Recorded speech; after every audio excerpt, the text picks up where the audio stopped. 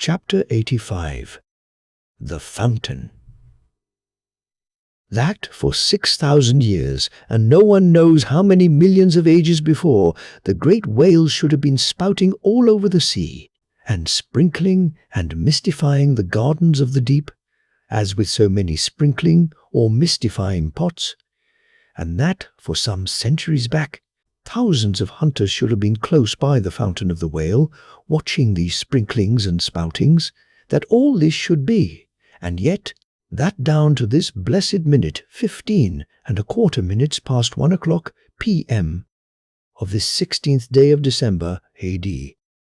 1851, it should still remain a problem. Whether these spoutings are, after all, really water or nothing but vapour, this is surely a noteworthy thing. Let us then look at this matter along with some interesting items contingent. Everyone knows that, by the peculiar cunning of their gills, the finny tribes in general breathe the air which at all times is combined with the element in which they swim. Hence, a herring or a cod might live a century and never once raise its head above the surface. But owing to his marked internal structure, which gives him regular lungs, like a human being's, the whale can only live by inhaling the disengaged air in the open atmosphere.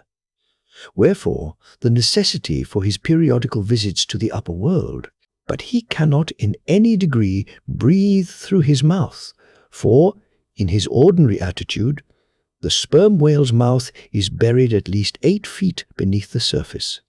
And what is still more, his windpipe has no connection with his mouth. No, he breathes through his spiracle alone, and this is on the top of his head. If I say that in any creature breathing is only a function indispensable to vitality, inasmuch as it withdraws from the air a certain element, which, being subsequently brought into contact with the blood, imparts to the blood its vivifying principle, I do not think I shall err, though I may possibly use some superfluous scientific words. Assume it, and it follows that if all the blood in a man could be aerated with one breath, he might then seal up his nostrils and not fetch another for a considerable time. That is to say, he would then live without breathing. Anomalous as it may seem, this is precisely the case with the whale, who systematically lives by intervals his full hour and more, when at the bottom, without drawing a single breath, or so much as in any way inhaling a particle of air, for, remember, he has no gills. How is this? Between his ribs and on each side of his spine he is supplied with a remarkable involved Cretan labyrinth of vermicelli-like vessels, which vessels, when he quits the surface, are completely distended with oxygenated blood, so that for an hour or more, 1,000 fathoms in the sea, he carries a surplus stock of vitality in him, just as the camel crossing the waterless desert carries a surplus supply of drink for future use in its 4 supplementary stomachs. The anatomical fact of this labyrinth is indisputable, and that the supposition founded upon it is reasonable and true seems the more cogent to me when I consider the otherwise inexplicable obstinacy of that Leviathan in having his spoutings out, as the fishermen phrase it. This is what I mean. If unmolested, upon rising to the surface, the sperm whale will continue there for a period of time exactly uniform with all his other unmolested risings. Say he stays 11 minutes and jets 70 times, that is, respires 70 breaths. Then, whenever he rises again, he will be sure to have his 70 breaths over again, to a minute. Now, if after he fetches a few breaths you alarm him so that he sounds, he will be always dodging up again to make good his regular allowance of air, and not till those 70 breaths are told will he finally go down to stay out his full term below. Remark, however, that in different individuals these rates are different, but in any one they are alike. Now, why should the whale thus insist upon having his spoutings out, unless it be to replenish his reservoir of air descending for good?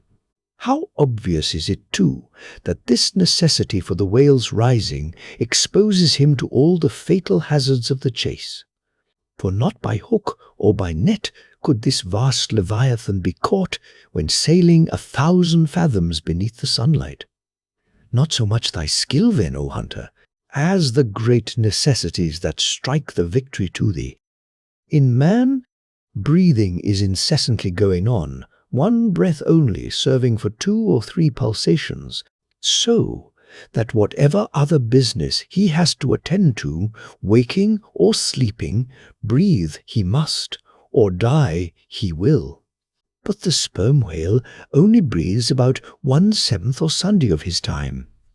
It has been said that the whale only breathes through his spout hole. If it could truthfully be added that his spouts are mixed with water, then I opine we should be furnished with the reason why his sense of smell seems obliterated in him.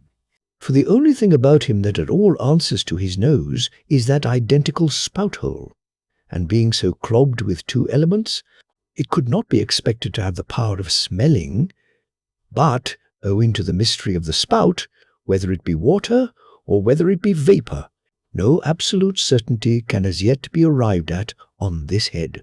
Sure it is, nevertheless, that the sperm whale has no proper olfactories.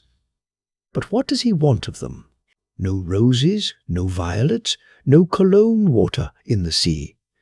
Furthermore, as his windpipe solely opens into the tube of his spouting canal, and as that long canal, like the Grand Erie Canal, is furnished with a sort of locks that open and shut, for the downward retention of air, or the upward exclusion of water. Therefore the whale has no voice, unless you insult him by saying that when he so strangely rumbles, he talks through his nose. But then again, what has the whale to say?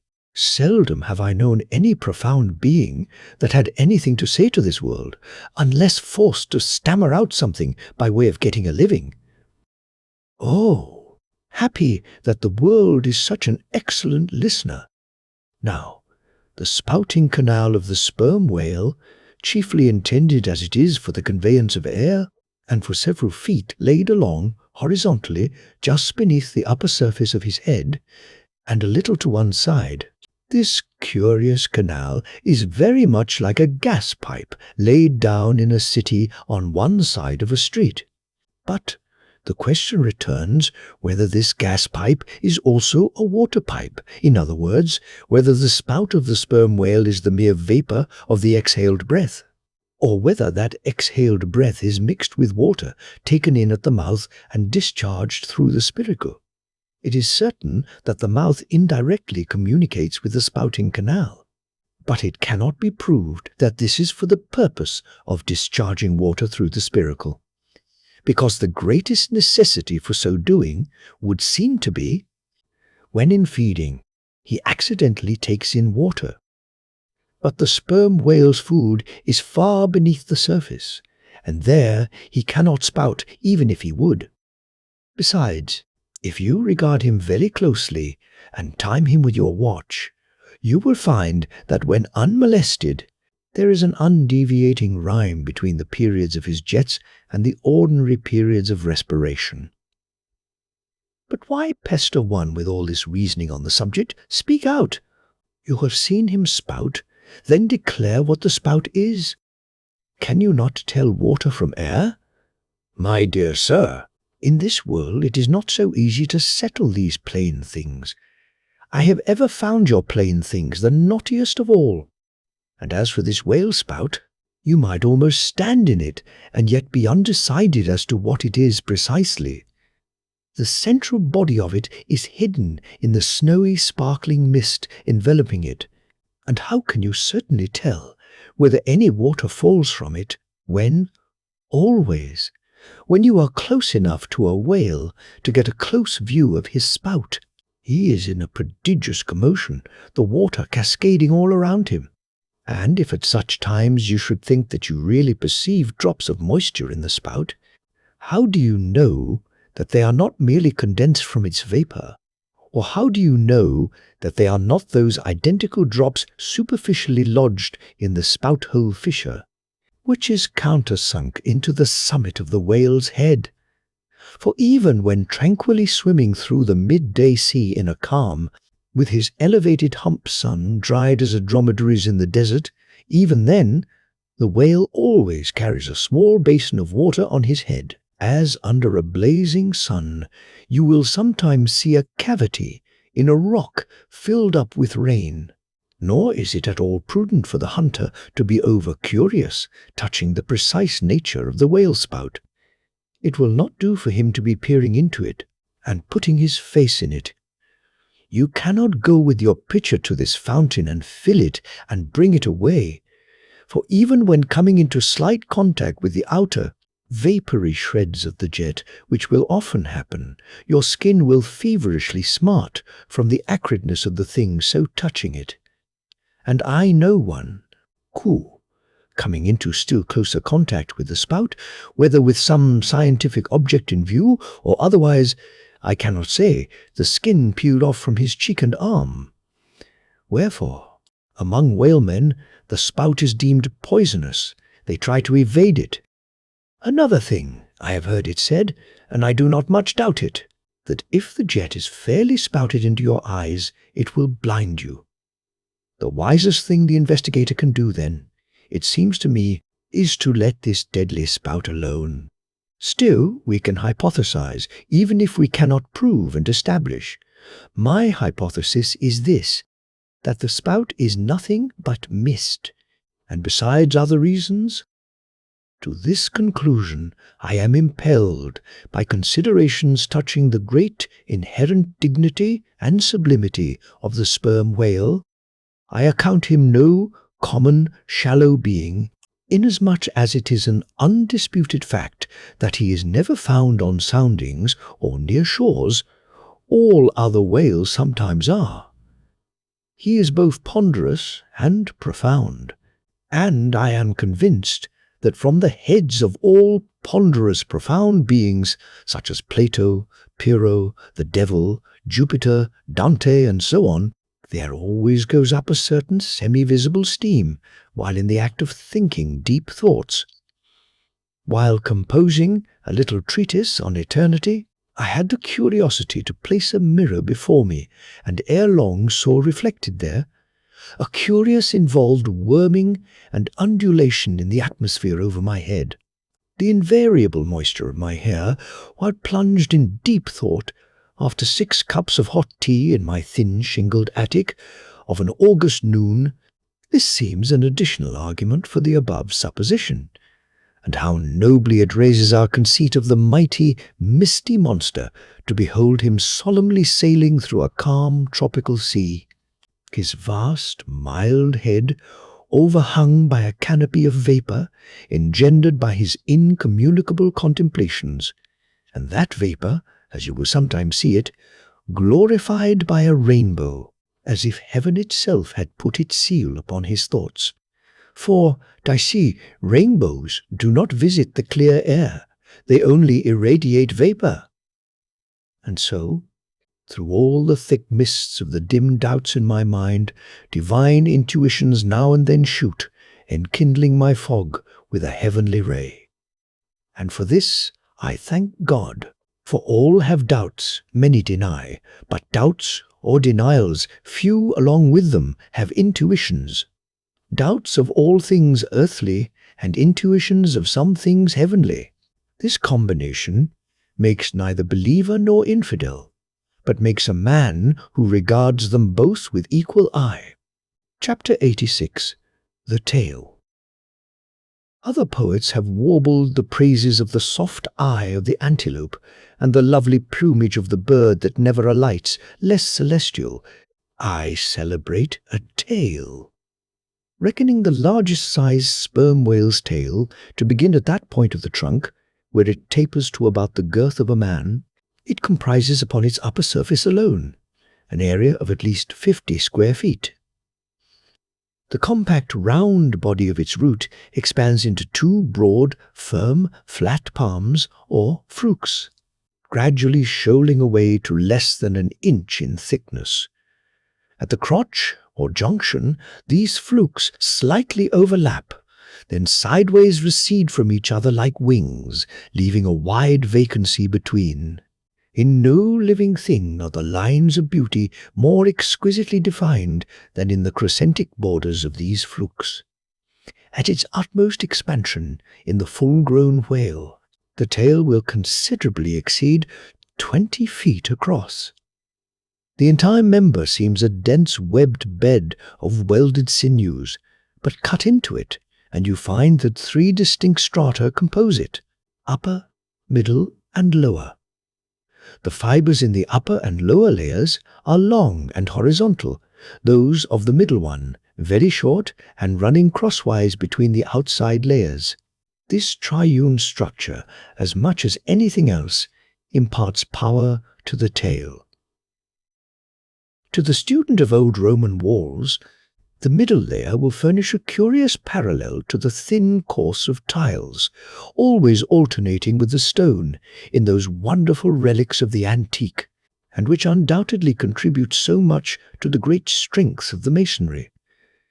But as if this vast local power in the tendinous tail were not enough, the whole bulk of the Leviathan is knit over with a warp and woof of muscular fibers and filaments, which, passing on either side the loins and running down into the flukes, insensibly blend with them, and largely contribute to their might, so that in the tail the confluent measureless force of the whole whale seems concentrated to a point.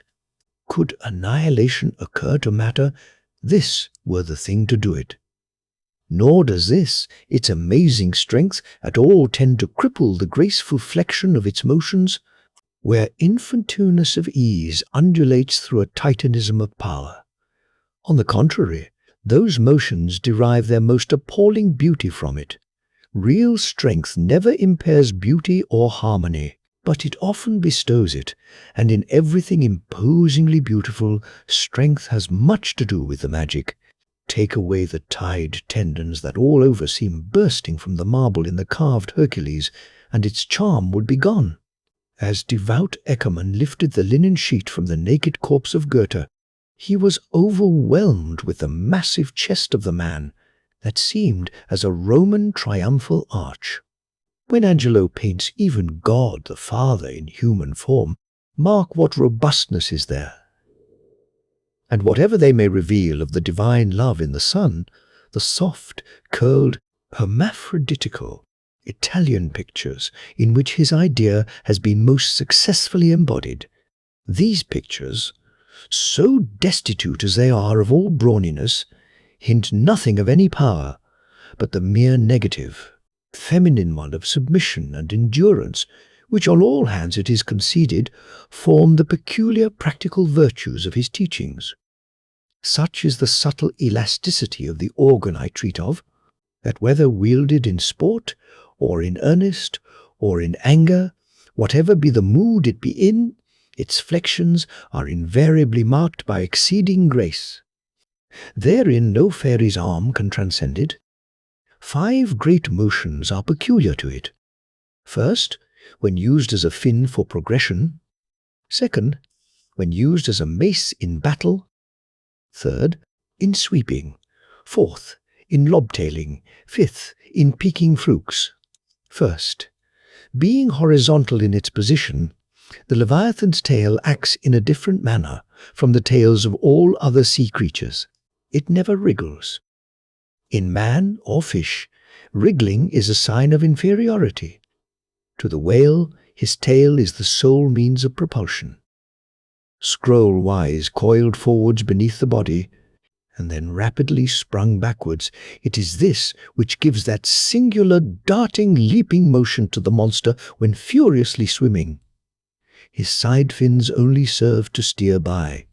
Second, it is a little significant that while one sperm whale only fights another sperm whale with his head and jaw, nevertheless, in his conflicts with man, he chiefly and contemptuously uses his tail.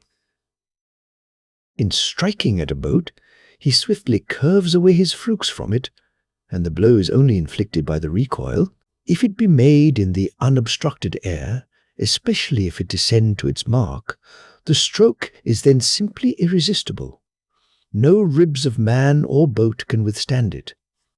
Your only salvation lies in eluding it. But if it comes sideways through the opposing water, then partly owing to the light buoyancy of the whaleboat and the elasticity of its materials, a cracked rib or a dashed plank or two, a sort of stitch in the side, is generally the most serious result. These submerged side blows are so often received in the fishery that they are accounted mere child's play. Someone strips off a frock and the whole is stopped. Third, I cannot demonstrate it, but it seems to me that in the whale the sense of touch is concentrated in the tail, for in this respect there is a delicacy in it only equalled by the daintiness of the elephant's trunk. This delicacy is chiefly evinced in the action of sweeping. When in maidenly gentleness the whale with a certain soft slowness moves his immense flukes from side to side upon the surface of the sea, and if he feel but a sailor's whisker, woe to that sailor, whiskers and all! What tenderness there is in that preliminary touch! Had this tale any prehensile power, I should straightway bethink me of Darmonides' elephant that so frequented the flower market, and with low salutations presented nosegays to damsels, and then caressed their zones. On more accounts than one, a pity it is that the whale does not possess this prehensile virtue in his tail, for I have heard of yet another elephant that when wounded in the fight, curved round his trunk and extracted the dart. Fourth, stealing unawares upon the whale in the fancied security of the middle of solitary seas, you find him unbent from the vast corpulence of his dignity, and, kitten-like, he plays on the ocean as if it were a hearth, but still you see his power in his play. The broad palms of his tail are flirted high into the air. Then smiting the surface, the thunderous concussion resounds for miles. You would almost think a great gun had been discharged. And if you notice the light wreath of vapour from the spiracle at his other extremity, you would think that that was the smoke from the touch-hole. Fifth, as in the ordinary floating posture of the Leviathan, the flukes lie considerably below the level of his back. They are then completely out of sight beneath the surface. But when he is about to plunge into the deeps, his entire flukes, with at least 30 feet of his body, are tossed erect in the air, and so remain vibrating a moment till they downward shoot out of view. Excepting the sublime breach, somewhere else to be described, this peaking of the whale's flukes is perhaps the grandest sight to be seen in all animated nature. Out of the bottomless profundities, the gigantic tail seems spasmodically snatching at the highest heaven. So in dreams have I seen majestic Satan thrusting forth his tormented colossal claw from the flame Baltic of hell. But in gazing at such scenes, it is all in all what mood you are in. If in the Dantean, the devils will occur to you; if in that of Isaiah, the archangels. Standing at the masthead of my ship during a sunrise that crimsoned sky and sea, I once saw a large herd of whales in the east, all heading towards the sun, and for a moment vibrating in concert with peaked flukes. As it seemed to me at the time, such a grand embodiment of adoration of the gods was never beheld, even in Persia, the home of the fire worshippers. As Ptolemy Philopater testified of the African elephant, I then testified of the whale, pronouncing him the most devout of all beings. For according to King Juba, the military elephants of antiquity often hailed the morning with their trunks uplifted in the profoundest silence. The chance comparison in this chapter between the whale and the elephant, so far as some aspects of the tail of the one and the trunk of the other are concerned, should not tend to place those two opposite organs on an equality, much less the creatures to which they respectively belong. For as the mightiest elephant is but a terrier to Leviathan, so, compared with Leviathan's tail, his trunk is but the stalk of a lily. The most direful blow from the elephant's trunk were as the playful tap of a fan, compared with the measureless crush and crash of the sperm whale's ponderous flukes, which, in repeated instances, have one after the other hurled entire boats with all their oars and crews into the air, very much as an Indian juggler tosses his balls. Though all comparison in the way of general bulk between the whale and the elephant is preposterous, inasmuch as in that particular the elephant stands in much the same respect to the whale that a dog does to the elephant. Nevertheless, there are not wanting some points of curious similitude. Among these is the spout. It is well known that the elephant will often draw up water or dust in his trunk, and then elevating it, jet it forth in a stream. The more I consider this mighty tale, the more do I deplore my inability to express it. At times there are gestures in it which, though they would well grace the hand of man, remain wholly inexplicable. In an extensive herd, so remarkable occasionally are these mystic gestures, that I have heard hunters who have declared them akin to Freemason signs and symbols, that the whale, indeed, by these methods, intelligently conversed with the world. Nor are there wanting other motions of the whale in his general body, full of strangeness and unaccountable to his most experienced assailant. Dissect him how I may, then, I but go skin deep. I know him not, and never will. But if I know not even the tail of this whale, how understand his head?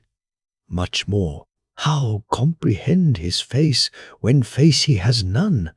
Thou shalt see my back parts, my tail, he seems to say, but my face shall not be seen. But I cannot completely make out his back parts, and hint what he will about his face. I say again, he has no face. Chapter 87. The Grand Armada. The long and narrow peninsula of Malacca, extending southeastward from the territories of Burma, forms the most southerly point of all Asia. In a continuous line from that peninsula stretch the long islands of Sumatra, Java, Bali, and Timor, which, with many others, form a vast mole or rampart, lengthwise connecting Asia with Australia, and dividing the long, unbroken Indian Ocean from the thickly studded Oriental archipelagos. This rampart is pierced by several sally ports for the convenience of ships and whales, conspicuous among which are the Straits of Sunda and Malacca. By the Straits of Sunda, chiefly, vessels bound to China from the west emerge into the China Seas. Those narrow Straits of Sunda divide Sumatra from Java, and standing midway in that vast rampart of islands, buttressed by that bold green promontory known to seamen as Java Head, they not a little correspond to the central gateway opening into some vast walled empire, and considering the inexhaustible wealth of spices and silks and jewels and gold and ivory with which the 1,000 islands of that Oriental Sea are enriched, it seems a significant provision of nature that such treasures, by the very formation of the land, should at least bear the appearance, however ineffectual, of being guarded from the all-grasping Western world. The shores of the Straits of Sunda are unsupplied with those domineering fortresses which guard the entrances to the Mediterranean, the Baltic, and the Propontis. Unlike the Danes, these Orientals do not demand the obsequious homage of lowered topsails from the endless procession of ships before the wind, which for centuries past, by night and by day, have passed between the islands of Sumatra and Java, freighted with the costliest cargoes of the East. But while they freely waive a ceremonial like this, they do by no means renounce their claim to more solid tribute. Time out of mind, the piratical proas of the Malays, lurking among the low-shaded coves and islets of Sumatra, have sallied out upon the vessels sailing through the straits, fiercely demanding tribute at the point of their spears. though by the repeated bloody chastisements they have received at the hands of European cruisers, the audacity of these corsairs has of late been somewhat repressed. Yet, even at the present day, we occasionally hear of English and American vessels which, in those waters, have been remorselessly boarded and pillaged.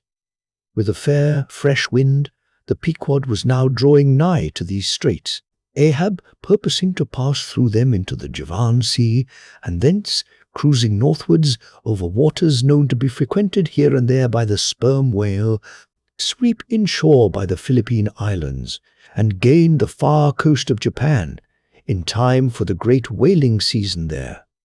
By these means, the circumnavigating Pequod would sweep almost all the known sperm whale cruising grounds of the world, previous to descending upon the line in the Pacific, where Ahab, though everywhere else foiled in his pursuit, firmly counted upon giving battle to Moby-Dick. In the sea he was most known to frequent, and at a season when he might most reasonably be presumed to be haunting it. But how now? In this zoned quest, does Ahab touch no land? Does his crew drink air? Surely he will stop for water. Nay, for a long time now, the circus-running sun has raced within his fiery ring and needs no sustenance but what's in himself. So Ahab, mark this too in the whaler. While other hulls are loaded down with alien stuff to be transferred to foreign wharves, the world-wandering whale ship carries no cargo but herself and crew, their weapons and their wants. She has a whole lake's contents bottled in her ample hold. She is ballasted with utilities, not altogether with unusable pig-lead and kentlage. She carries years' water in her. Clear old prime Nantucket water, which, when 3 years afloat, the Nantucketer, in the Pacific, prefers to drink before the brackish fluid, but yesterday rafted off in casks from the Peruvian or Indian streams. Hence it is that, while other ships may have gone to China from New York and back again, touching at a score of ports, the whale ship, in all that interval, may not have sighted one grain of soil, her crew having seen no man but floating seamen like themselves. So that did you carry them the news that another flood had come? They would only answer, "Well, boys, here's the ark." Now, as many sperm whales had been captured off the western coast of Java in the near vicinity of the Straits of Sunda. Indeed, as most of the ground round about was generally recognized by the fishermen as an excellent spot for cruising. Therefore, as the Pequod gained more and more upon Java Head, the lookouts were repeatedly hailed and admonished to keep wide awake. But though the green palmy cliffs of the land soon loomed on the starboard bow, and with delighted nostrils the fresh cinnamon was snuffed in the air, yet not a single jet was descried. Almost renouncing all thought of falling in with any game hereabouts, the ship had well nigh entered the straits, when the customary cheering cry was heard from aloft, and ere long a spectacle of singular magnificence saluted us. But here be it premised, that, owing to the unwearied activity with which of late they have been hunted over all 4 oceans, the sperm whales, instead of almost invariably sailing in small detached companies, as in former times are now frequently met with in extensive herds, sometimes embracing so great a multitude that it would almost seem as if numerous nations of them had sworn solemn league and covenant for mutual assistance and protection. To this aggregation of the sperm whale into such immense caravans may be imputed the circumstance that even in the best cruising grounds you may now sometimes sail for weeks and months together without being greeted by a single spout, and then be suddenly saluted by what sometimes seems thousands on thousands, broad on both bows, at the distance of some 2 or 3 miles, and forming a great semicircle, embracing 1/2 of the level horizon. A continuous chain of whale jets were up playing and sparkling in the noonday air. Unlike the straight perpendicular twin jets of the right whale, which, dividing at top, fall over in 2 branches, like the cleft drooping boughs of a willow. The single forward slanting spout of the sperm whale presents a thick, curled bush of white mist, continually rising and falling away to leeward. Seen from the Pequod's deck, then, as she would rise on a high hill of the sea, this host of vapoury spouts, individually curling up into the air, and beheld through a blending atmosphere of bluish haze, showed like the 1,000 cheerful chimneys of some dense metropolis. Descried of a balmy autumnal morning by some horseman on a height, as marching armies approaching an unfriendly defile in the mountains accelerate their march, all eagerness to place that perilous passage in their rear, and once more expand in comparative security upon the plain, even so did this vast fleet of whales now seem hurrying forward through the straits, gradually contracting the wings of their semicircle, and swimming on in one solid but still crescentic centre. Crowding all sail, the Pequod pressed after them, the harpooneers handling their weapons and loudly cheering from the heads of their yet suspended boats. If the wind only held, little doubt had they that chased through these straits of Sunda, the vast host would only deploy into the oriental seas to witness the capture of not a few of their number. And who could tell whether, in that congregated caravan, Moby-Dick himself might not temporarily be swimming, like the worshipped white elephant in the coronation procession of the Siamese? So, with studding sail piled on,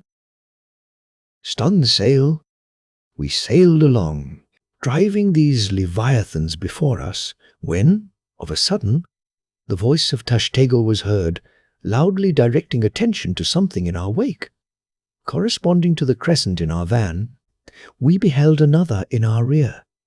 It seemed formed of detached white vapours, rising and falling, something like the spouts of the whales, only they did not so completely come and go, for they constantly hovered, without finally disappearing. Levelling his glass at this sight, Ahab quickly revolved in his pivot hole, crying, "Aloft there, and rig whips and buckets to wet the sails! Malays, sir, and after us!" As if too long lurking behind the headlands, till the Pequod should fairly have entered the straits, these rascally Asiatics were now in hot pursuit, to make up for their over-cautious delay. But when the swift Pequod, with a fresh leading wind, was herself in hot chase, how very kind of these tawny philanthropists to assist in speeding her on to her own chosen pursuit, mere riding whips and rowels to her that they were.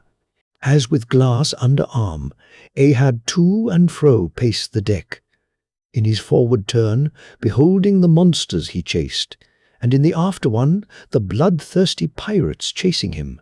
Some such fancy as the above seemed his, and when he glanced upon the green walls of the watery defile in which the ship was then sailing, and bethought him that through that gate lay the route to his vengeance, and beheld how that through that same gate he was now both chasing and being chased to his deadly end, and not only that, but a herd of remorseless wild pirates and inhuman atheistical devils were infernally cheering him on with their curses, when all these conceits had passed through his brain, Ahab's brow was left gaunt and ribbed, like the black sand beach after some stormy tide has been gnawing it without being able to drag the firm thing from its place. But thoughts like these troubled very few of the reckless crew, and when, after steadily dropping the pirates astern, the Pequod at last shot by the vivid green Cockatoo Point on the Sumatra side, emerging at last upon the broad waters beyond, then the harpooneers seemed more to grieve that the swift whales had been gaining upon the ship than to rejoice that the ship had so victoriously gained upon the Malays. But still driving on in the wake of the whales, at length they seemed abating their speed. Gradually the ship neared them, and the wind now dying away, word was passed to spring to the boats. But no sooner did the herd, by some presumed wonderful instinct of the sperm whale, become notified of the 3 keels that were after them, though as yet a mile in their rear. Then they rallied again, and forming in close ranks and battalions, so that their spouts all looked like flashing lines of stacked bayonets, moved on with redoubled velocity. Stripped to our shirts and drawers, we sprang to the white ash, and after several hours pulling, were almost disposed to renounce the chase, when a general pausing commotion among the whales gave animating token that they were now at last under the influence of that strange perplexity of inert irresolution, which, when the fishermen perceive it in the whale, they say he is gallied. The compact martial columns in which they had been hitherto rapidly and steadily swimming were now broken up in one measureless rout, and like King Porus's elephants in the Indian battle with Alexander, they seemed going mad with consternation. In all directions, expanding in vast irregular circles, and aimlessly swimming hither and thither by their short, thick spoutings, they plainly betrayed their distraction of panic. This was still more strangely evinced by those of their number, who, completely paralyzed as it were, helplessly floated like waterlogged, dismantled ships on the sea. Had these leviathans been but a flock of simple sheep, pursued over the pasture by 3 fierce wolves, they could not possibly have evinced such excessive dismay. But this occasional timidity is characteristic of almost all herding creatures. Though banding together in tens of thousands, the lion-maned buffaloes of the West have fled before a solitary horseman. Witness, too, all human beings, how when herded together in the sheepfold of a theatre's pit, they will, at the slightest alarm of fire, rush helter-skelter for the outlets, crowding, trampling, jamming, and remorselessly dashing each other to death. Best, therefore, withhold any amazement at the strangely gallied whales before us, for there is no folly of the beasts of the earth which is not infinitely outdone by the madness of men. Though many of the whales, as has been said, were in violent motion, yet it is to be observed that as a whole the herd neither advanced nor retreated, but collectively remained in one place. As is customary in those cases, the boats at once separated, each making for some one lone whale on the outskirts of the shore. In about 3 minutes' time, Queequeg's harpoon was flung. The stricken fish darted blinding spray in our faces, and then running away with us like light, steered straight for the heart of the herd. Though such a movement on the part of the whale struck under such circumstances is in no wise unprecedented, and indeed is almost always more or less anticipated, yet does it present one of the more perilous vicissitudes of the fishery. For as the swift monster drags you deeper and deeper into the frantic shoal, you bid adieu to circumspect life and only exist in a delirious throb. As, blind and deaf, the whale plunged forward, as if by sheer power of speed, to rid himself of the iron leech that had fastened to him. As we thus tore a white gash in the sea, on all sides menaced as we flew by the crazed creatures to and fro rushing about us, our beset boat was like a ship mobbed by ice isles in a tempest, and striving to steer through their complicated channels and straits, knowing not at what moment it may be locked in and crushed. But not a bit daunted, Queequeg steered us manfully, now sheering off from this monster directly across our route in advance, now edging away from that, whose colossal flukes were suspended overhead, while all the time Starbuck stood up in the bows, lance in hand, pricking out of our way whatever whales he could reach by short darts, for there was no time to make long ones. Nor were the oarsmen quite idle, though their wonted duty was now altogether dispensed with. They chiefly attended to the shouting part of the business. "Out of the way, Commodore!" cried one, to a great dromedary that of a sudden rose bodily to the surface, and for an instant threatened to swamp us. "Hard down with your tail there!" cried a second to another, which, close to our gunwale, seemed calmly cooling himself with his own fan-like extremity. All whaleboats carry certain curious contrivances originally invented by the Nantucket Indians called drugs. Two thick squares of wood of equal size are stoutly clenched together, so that they cross each other's grain at right angles. A line of considerable length is then attached to the middle of this block, and the other end of the line being looped, it can in a moment be fastened to a harpoon. It is chiefly among gallied whales that this drug is used, for then more whales are close round you than you can possibly chase at one time. But sperm whales are not every day encountered. While you may then, you must kill all you can, and if you cannot kill them all at once, you must wing them so that they can be afterwards killed at your leisure. Hence it is that at times like these the drug comes into requisition. Our boat was furnished with 3 of them. The first and second were successfully darted, and we saw the whales staggeringly running off, fettered by the enormous sidelong resistance of the towing drug. They were cramped like malefactors with the chain and ball, but upon flinging the third, in the act of tossing overboard the clumsy wooden block, it caught under one of the seats of the boat, and in an instant tore it out and carried it away, dropping the oarsman in the boat's bottom as the seat slid from under him. On both sides the sea came in at the wounded planks, but we stuffed 2 or 3 drawers and shirts in, and so stopped the leaks for the time.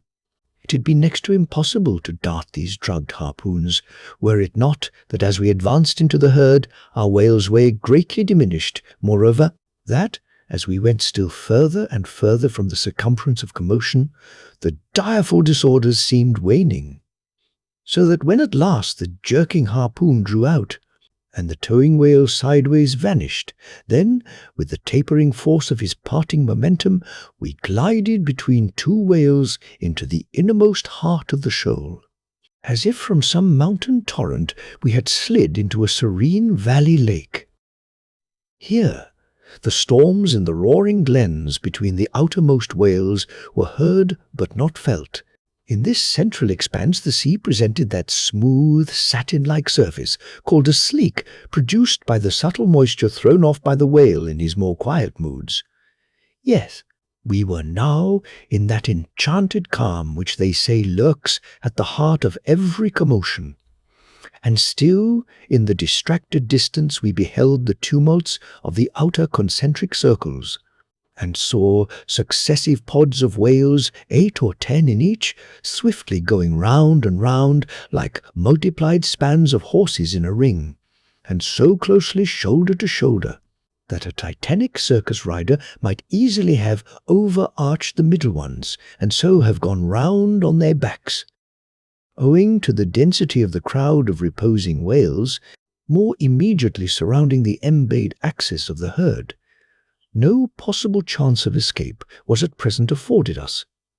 We must watch for a breach in the living wall that hemmed us in, the wall that had only admitted us in order to shut us up. Keeping at the centre of the lake, we were occasionally visited by small tame cows and calves, the women and children of this routed host. Now, inclusive of the occasional wide intervals between the revolving outer circles, and inclusive of the spaces between the various pods in any one of those circles, the entire area at this juncture, embraced by the whole multitude, must have contained at least 2 or 3 square miles. At any rate, though indeed such a test at such a time might be deceptive, spoutings might be discovered from our low boat that seemed playing off almost from the rim of the horizon. I mention this circumstance because, as if the cows and calves had been purposely locked up in this innermost fold, and as if the wide extent of the herd had hitherto prevented them from learning the precise cause of its stopping, or possibly, being so young, unsophisticated, and every way innocent and inexperienced, however it may have been, these smaller whales, now and then visiting our becalmed boat from the margin of the lake, evinced a wondrous fearlessness and confidence, or else a still becharmed panic which it was impossible not to marvel at. Like household dogs they came snuffling round us, right up to our gunwales and touching them till it almost seemed that some spell had suddenly domesticated them. Queequeg patted their foreheads, Starbuck scratched their backs with his lance, but fearful of the consequences, for the time refrained from darting it. But far beneath this wondrous world upon the surface, another and still stranger world met our eyes as we gazed over the side. For, suspended in those watery vaults, floated the forms of the nursing mothers of the whales, and those that by their enormous girth seemed shortly to become mothers. The lake, as I have hinted, was to a considerable depth exceedingly transparent, and as human infants while suckling will calmly and fixedly gaze away from the breast, as if leading two different lives at the time, and while yet drawing mortal nourishment, be still spiritually feasting upon some unearthly reminiscence, even so did the young of these whales seem looking up towards us, but not at us, as if we were but a bit of gulfweed in their newborn sight. Floating on their sides, the mothers also seemed quietly eyeing us. One of these little infants, that from certain queer tokens seemed hardly a day old, might have measured some 14 feet in length and some 6 feet in girth. He was a little frisky, though as yet his body seemed scarce yet recovered from that irksome position it had so lately occupied in the maternal reticule, where, tail to head, and all ready for the final spring, the unborn whale lies bent like a Tartar's bow. The delicate side fins and the palms of his flukes still freshly retain the plated, crumpled appearance of a baby's ears newly arrived from foreign parts. "Line! Line!" cried Queequeg, looking over the gunwale. "Him fast! Him fast! Who line him?" "Who struck? Two whale, one big, one little." "What ails ye, man?" cried Starbuck. "Look'ee here," said Queequeg, pointing down, as when the stricken whale, that from the tub, has reeled out hundreds of fathoms of rope, as, after deep sounding, he floats up again and shows the slackened curling line buoyantly rising and spiraling towards the air. So now Starbuck saw long coils of the umbilical cord of Madame Leviathan, by which the young cub seemed still tethered to its dam. Not seldom in the rapid vicissitudes of the chase, this natural line, with the maternal end loose, becomes entangled with the hempen one, so that the cub is thereby trapped. Some of the subtlest secrets of the seas seemed divulged to us in this enchanted pond. We saw young Leviathan amours in the deep, east. The sperm whale, as with all other species of the Leviathan, but unlike most other fish, breeds indifferently at all seasons, after a gestation which may probably be set down at 9 months, producing but one at a time, though in some few known instances giving birth to an Esau and Jacob, a contingency provided for in suckling by 2 teats, curiously situated, one on each side of the anus, but the breasts themselves extend upwards from that. When by chance these precious parts in a nursing whale are cut by the hunter's lance, the mothers pouring milk and blood rivalingly discolour the sea for rods. The milk is very sweet and rich. It has been tasted by man. It might do well with strawberries. When overflowing with mutual esteem, the whales salute more hominum. And thus, though surrounded by circle upon circle of consternations and affrights, did these inscrutable creatures at the centre freely and fearlessly indulge in all peaceful concernments, yea, serenely revelled in dalliance and delight. But even so, amid the tornadoed Atlantic of my being, do I myself still for ever centrally disport in mute calm. And while ponderous planets of unwaning woe revolve round me, deep down and deep inland there, I still bathe me in eternal mildness of joy. Meanwhile, as we thus lay entranced, the occasional sudden frantic spectacles in the distance evinced the activity of the other boats, still engaged in drugging the whales on the frontier of the host, or possibly carrying on the war within the first circle, where abundance of room and some convenient retreats were afforded them. But the sight of the enraged, drugged whales now and then blindly darting to and fro across the circles was nothing to what at last met our eyes. It is sometimes the custom when fast to a whale, more than commonly powerful and alert, to seek to hamstring him, as it were, by sundering or maiming his gigantic tail tendon. It is done by darting a short-handled cutting spade, to which is attached a rope for hauling it back again. A whale wounded, as we afterwards learned in this part, but not effectually, as it seemed, had broken away from the boat, carrying along with him half of the harpoon line, and in the extraordinary agony of the wound, he was now dashing among the revolving circles like the lone-mounted desperado. Arnold, at the Battle of Saratoga, carrying dismay wherever he went, but agonizing as was the wound of this whale, and an appalling spectacle enough anyway, yet the peculiar horror with which he seemed to inspire the rest of the herd was owing to a cause which at first the intervening distance obscured from us. But at length we perceived that by one of the unimaginable accidents of the fishery, this whale had become entangled in the harpoon line that he towed. He had also run away with the cutting spade in him, and while the free end of the rope attached to that weapon had permanently caught in the coils of the harpoon line round his tail, the cutting spade itself had worked loose from his flesh, so that, tormented to madness, he was now churning through the water, violently flailing with his flexible tail, and tossing the keen spade about him, wounding and murdering his own comrades. This terrific object seemed to recall the whole herd from their stationary fright.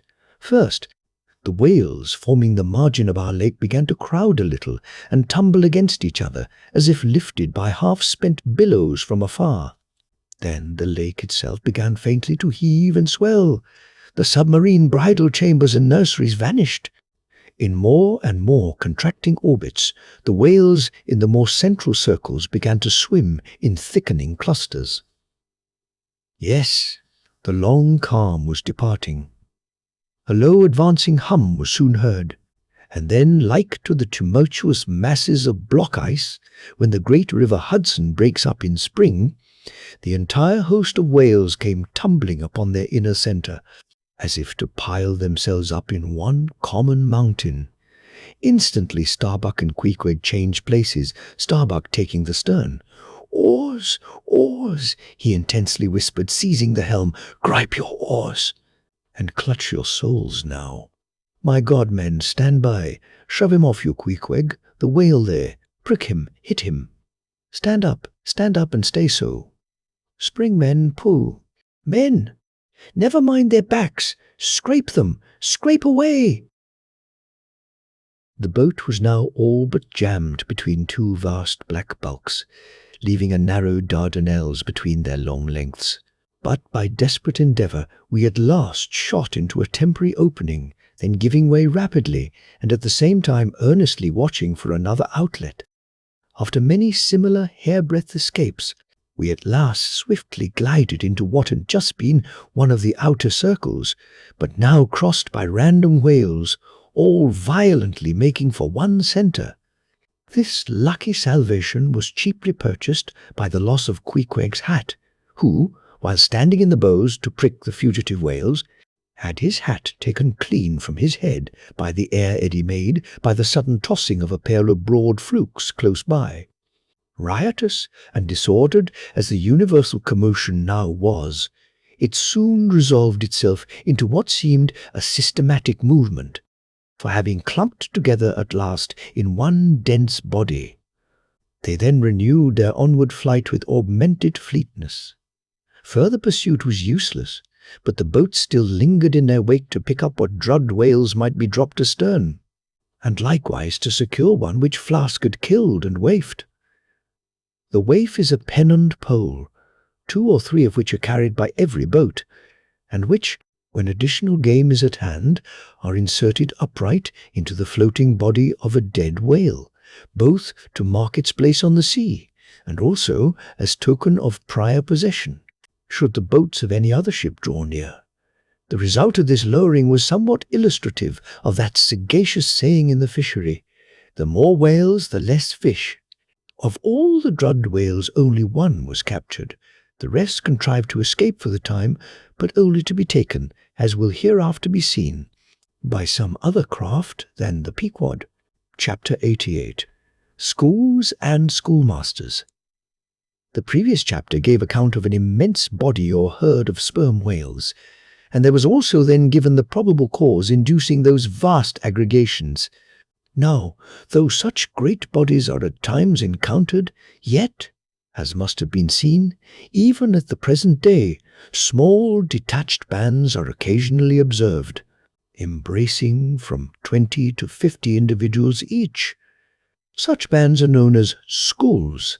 They generally are of two sorts, those composed almost entirely of females, and those mustering none but young, vigorous males, or bulls, as they are familiarly designated.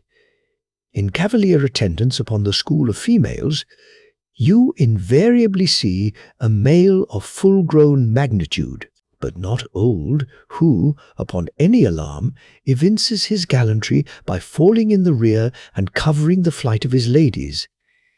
In truth, this gentleman is a luxurious Ottoman, swimming about over the watery world, surroundingly accompanied by all the solaces and endearments of the harem. The contrast between this Ottoman and his concubines is striking, because, while he is always of the largest leviathanic proportions, the ladies, even at full growth, are not more than 1/3 of the bulk of an average-sized male. They are comparatively delicate indeed, I dare say, not to exceed 6 yards round the waist. Nevertheless, it cannot be denied that upon the whole they are hereditarily entitled to embonpoint. It is very curious to watch this harem and its lord in their indolent ramblings. Like fashionables, they are forever on the move in leisurely search of variety.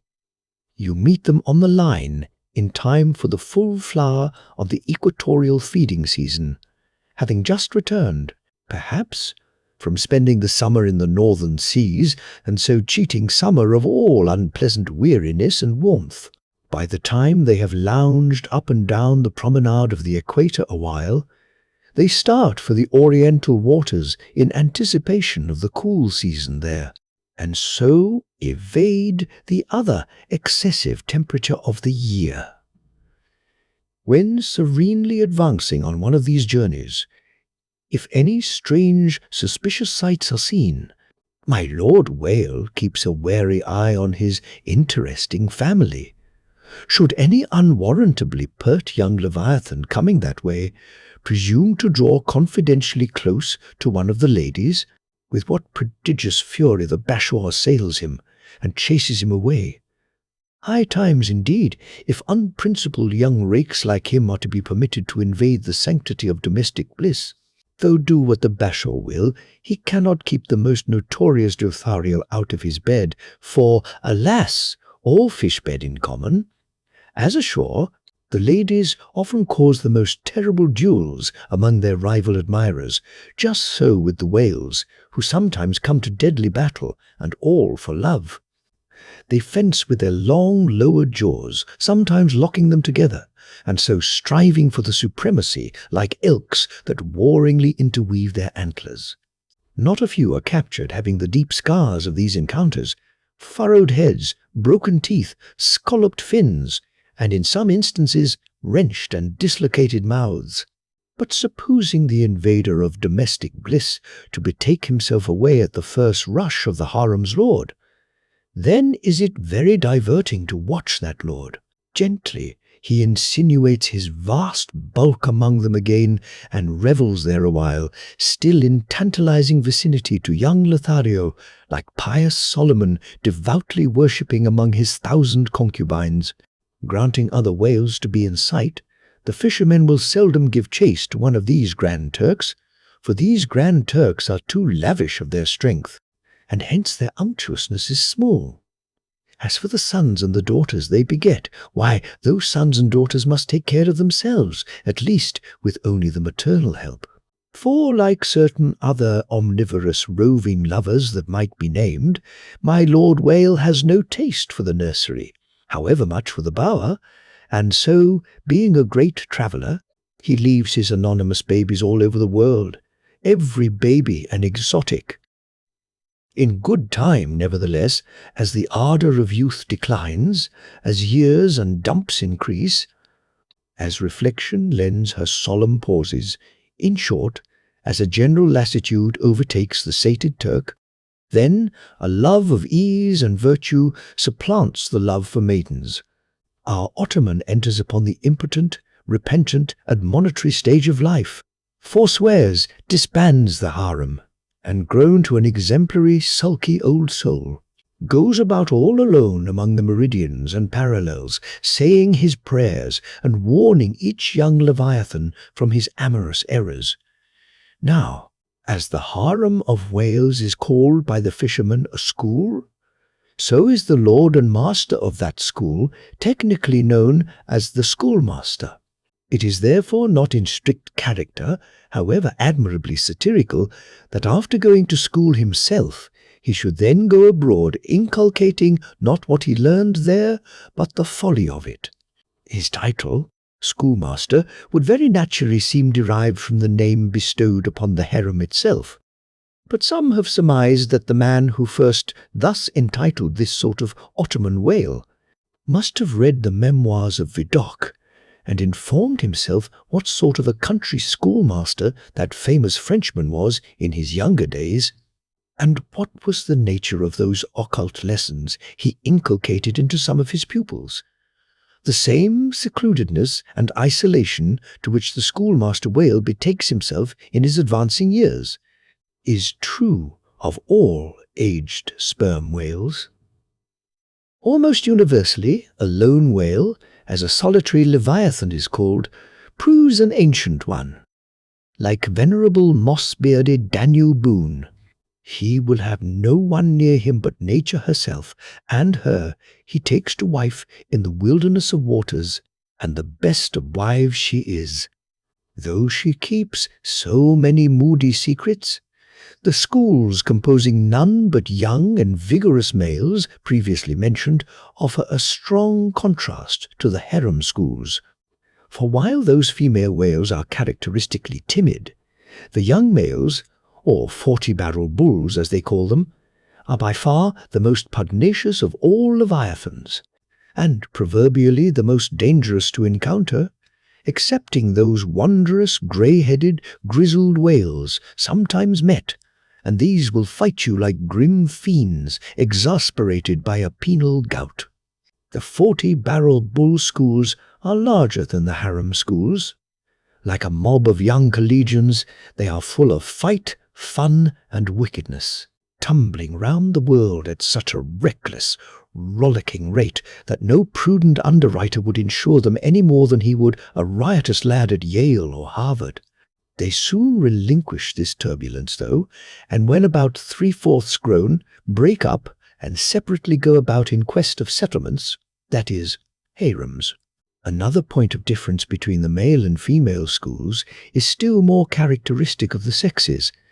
Say you strike a 40-barrel bull, poor devil, all his comrades quit him, but strike a member of the harem school, and her companions swim around her with every token of concern, sometimes lingering so near her and so long as themselves to fall a prey. Chapter 89. Fast fish and loose fish. The allusion to the waif and waif poles in the last chapter but one necessitates some account of the laws and regulations of the whale fishery, of which the waif may be deemed the grand symbol and badge. It frequently happens that when several ships are cruising in company, a whale may be struck by one vessel, then escape, and be finally killed and captured by another vessel. And herein are indirectly comprised many minor contingencies, all partaking of this one grand feature. For example, after a weary and perilous chase and capture of a whale, the body may get loose from the ship by reason of a violent storm, and drifting far away to leeward, be retaken by a second whaler, who, in a calm, snugly tows it alongside without risk of life or line. Thus the most vexatious and violent disputes would often arise between the fishermen. Were there not some written or unwritten, universal, undisputed law applicable to all cases? Perhaps the only formal whaling code authorized by legislative enactment was that of Holland. It was decreed by the States General in AD 695. But though no other nation has ever had any written whaling law, yet the American fishermen have been their own legislators and lawyers in this matter. They have provided a system which for terse comprehensiveness surpasses Justinian's Pandects and the bylaws of the Chinese Society for the Suppression of Meddling with Other People's Business. Yes, these laws might be engraven on a Queen Anne's farthing, or the barb of a harpoon, and worn round the neck, so small are they. Aye, a fast fish belongs to the party fast to it. 2. A loose fish is fair game for anybody who can soonest catch it. But what plays the mischief with this masterly code is the admirable brevity of it, which necessitates a vast volume of commentaries to expound it. First, what is a fast fish? Alive or dead, a fish is technically fast when it is connected with an occupied ship or boat by any medium at all, controllable by the occupant or occupants, a mast, an oar, a 9-inch cable, a telegraph wire, or a strand of cobweb. It is all the same. Likewise, a fish is technically fast when it bears a waif, or any other recognized symbol of possession, so long as the party waifing it plainly evince their ability at any time to take it alongside, as well as their intention so to do. These are scientific commentaries, but the commentaries of the whalemen themselves sometimes consist in hard words and harder knocks, the Coke upon Littleton of the fist. True, among the more upright and honourable whalemen allowances are always made for peculiar cases, where it would be an outrageous moral injustice for one party to claim possession of a whale previously chased or killed by another party. But others are by no means so scrupulous. Some 50 years ago, there was a curious case of whale trover litigated in England, wherein the plaintiffs set forth that after a hard chase of a whale in the northern seas, and when indeed they, the plaintiffs, had succeeded in harpooning the fish, they were at last, through peril of their lives, obliged to forsake not only their lines, but their boat itself. Ultimately, the defendants, the crew of another ship, came up with the whale, struck, killed, seized, and finally appropriated it before the very eyes of the plaintiffs. And when those defendants were remonstrated with, their captain snapped his fingers in the plaintiffs' teeth, and assured them that, by way of doxology to the deed he had done, he would now retain their line, harpoons, and boat, which had remained attached to the whale at the time of the seizure. Wherefore, the plaintiffs now sued for the recovery of the value of their whale, line, harpoons, and boat. Mr. Erskine was counsel for the defendants. Lord Ellenborough was the judge.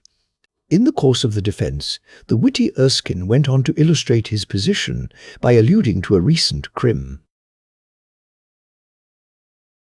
Con. Case, wherein a gentleman, after in vain trying to bridle his wife's viciousness, had at last abandoned her upon the seas of life, but in the course of years, repenting of that step, he instituted an action to recover possession of her. Erskine was on the other side, and he then supported it by saying that though the gentleman had originally harpooned the lady, and had once had her fast, and only by reason of the great stress of her plunging viciousness had at last abandoned her, yet abandon her, he did, so that she became a loose fish, and therefore, when a subsequent gentleman re-harpooned her, the lady then became that subsequent gentleman's property, along with whatever harpoon might have been found sticking in her. Now, in the present case, Erskine contended that the examples of the whale and the lady were reciprocally illustrative of each other. These pleadings and the counter-pleadings being duly heard, the very learned judge in set terms decided, to wit, that as for the boat, he awarded it to the plaintiffs, because they had merely abandoned it to save their lives, but that with regard to the controverted whale, harpoons, and line, they belonged to the defendants, the whale, because it was a loose fish at the time of the final capture, and the harpoons and line, because when the fish made off with them, it, the fish, acquired a property in those articles, and hence anybody who afterwards took the fish had a right to them. Now the defendants afterwards took the fish, ergo, the aforesaid articles were theirs. A common man looking at this decision of the very learned judge might possibly object to it, but ploughed up to the primary rock of the matter, the two great principles laid down in the twin whaling laws previously quoted and applied and elucidated by Lord Ellenborough in the above-cited case, these two laws touching fast fish and loose fish, I say, will, on reflection, be found the fundamentals of all human jurisprudence. For notwithstanding its complicated tracery of sculpture, the temple of the law, like the temple of the Philistines, has but two props to stand on. Is it not a saying in everyone's mouth? Possession is half of the law, that is, regardless of how the thing came into possession. But often possession is the whole of the law. What are the sinews and souls of Russian serfs and Republican slaves but fast fish, whereof possession is the whole of the law? What to the rapacious landlord is the widow's last mite but a fast fish? What is yonder undetected villain's marble mansion with a door-plate for a waif? What is that but a fast fish? What is the ruinous discount which Mordecai, the broker, gets from poor Woebegone, the bankrupt, on a loan to keep Woebegone's family from starvation? What is that ruinous discount but a fast fish? What is the Archbishop of Savesoul's income of 100,000 seized from the scant bread and cheese of hundreds of thousands of broken-backed labourers, all sure of heaven without any of Savesoul's help? What is that globular 100,000 but a fast fish? What are the Duke of Dunder's hereditary towns and hamlets but fast fish? What to that redoubted harpooner John Bull is poor Ireland but a fast fish? What to that apostolic lancer Brother Jonathan is Texas but a fast fish? And concerning all these, is not possession the whole of the law? But if the doctrine of fast fish be pretty generally applicable, the kindred doctrine of loose fish is still more widely so. That is internationally and universally applicable. What was America in 1492 but a loose fish, in which Columbus struck the Spanish standard by way of waifing it for his royal master and mistress? What was Poland to the Tsar? What Greece to the Turk? What India to England? What at last will Mexico be to the United States? All loose fish. What are the rights of man and the liberties of the world but loose fish? What all men's minds and opinions but loose fish? What is the principle of religious belief in them but a loose fish? What, to the ostentatious, smuggling verbalists, are the thoughts of thinkers but loose fish? What is the great globe itself but a loose fish? And what are you, reader, but a loose fish and a fast fish too? Chapter 90. Heads or tails? De balena vero sufficit, si rex habiet caput, et regina codam. Bracton, L3, C. 3. Latin from the books of the laws of England, which, taken along with the context, means that of all whales captured by anybody on the coast of that land, the king, as honorary grand harpooner, must have the head, and the queen be respectfully presented with the tail. A division which, in the whale, is much like halving an apple. There is no intermediate remainder. Now as this law, under a modified form, is to this day in force in England, and as it offers in various respects a strange anomaly touching the general law of fast and loose fish, it is here treated of in a separate chapter on the same courteous principle that prompts the English railways to be at the expense of a separate car, specially reserved for the accommodation of royalty. In the first place, in curious proof of the fact that the above-mentioned law is still in force, I proceed to lay before you a circumstance that happened within the last 2 years. It seems that some honest mariners of Dover or Sandwich or some one of the Cinque Ports had, after a hard chase, succeeded in killing and beaching a fine whale which they had originally descried afar off from the shore. Now the Cinque Ports are partially or somehow under the jurisdiction of a sort of policeman or beadle called a Lord Warden. Holding the office directly from the Crown, I believe, all the royal emoluments incident to the Cinque Port territories become by assignment his. By some writers, this office is called a sinecure. But not so, because the Lord Warden is busily employed at times in fobbing his perquisites, which are his chiefly by virtue of that same fobbing of them. Now when these poor sun-burnt mariners, barefooted, and with their trousers rolled high up on their eely legs, had wearily hauled their fat fish high and dry, promising themselves a good 150 from the precious oil and bone, and in fantasy sipping rare tea with their wives, and good ale with their cronies, upon the strength of their respective shares, up steps a very learned and most Christian and charitable gentleman, with a copy of Blackstone under his arm, and laying it upon the whale's head, he says, "Hands off! This fish, my masters, is a fast fish. I seize it as the Lord Warden's." Upon this the poor mariners, in their respectful consternation, so truly English, knowing not what to say, fall to vigorously scratching their heads all round, meanwhile ruefully glancing from the whale to the stranger. But that did in nowise mend the matter, or at all soften the hard heart of the learned gentleman with the copy of Blackstone. At length one of them, after long scratching about for his ideas, made bold to speak. "Please, sir, who is the Lord Warden?" "The Duke." "But the Duke had nothing to do with taking this fish." "It is his."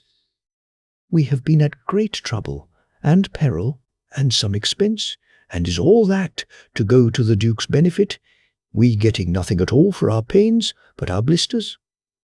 "It is his." "Is the Duke so very poor as to be forced to this desperate mode of getting a livelihood?" "It is his. I thought to relieve my old bedridden mother by part of my share of this whale." "It is his." "Won't the Duke be content with a quarter or a half?" "It is his." In a word, the whale was seized and sold, and His Grace the Duke of Wellington received the money. Thinking that viewed in some particular lights, the case might, by a bare possibility in some small degree, be deemed, under the circumstances, a rather hard one. An honest clergyman of the town respectfully addressed a note to His Grace, begging him to take the case of those unfortunate mariners into full consideration, to which my Lord Duke in substance replied, both letters were published, that he had already done so and received the money, and would be obliged to the reverend gentleman if for the future he, the reverend gentleman, would decline meddling with other people's business. Is this the still militant old man, standing at the corners of the 3 kingdoms, on all hands coercing alms of beggars? It will readily be seen that in this case the alleged right of the Duke to the whale was a delegated one from the sovereign. We must needs inquire, then, on what principle the sovereign is originally invested with that right. The law itself has already been set forth, but Plowden gives us the reason for it. Says Plowden, "The whale so caught belongs to the King and Queen because of its superior excellence." And by the soundest commentators this has ever been held, a cogent argument in such matters. But why should the king have the head and the queen the tail? A reason for that, ye lawyers. In his treatise on Queen Gold, or Queen Pin Money, an old King's Bench author, one William Prynne, thus discourseth, Ye tail is ye queen's, that ye queen's wardrobe may be supplied with ye whalebone. Now, this was written at a time when the black limber bone of the Greenland or right whale was largely used in ladies' bodices.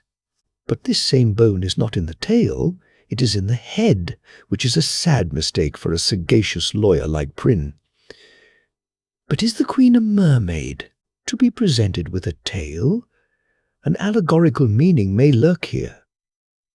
There are two royal fish so styled by the English law writers, the whale and the sturgeon, both royal property under certain limitations, and nominally supplying the 10th branch of the Crown's ordinary revenue.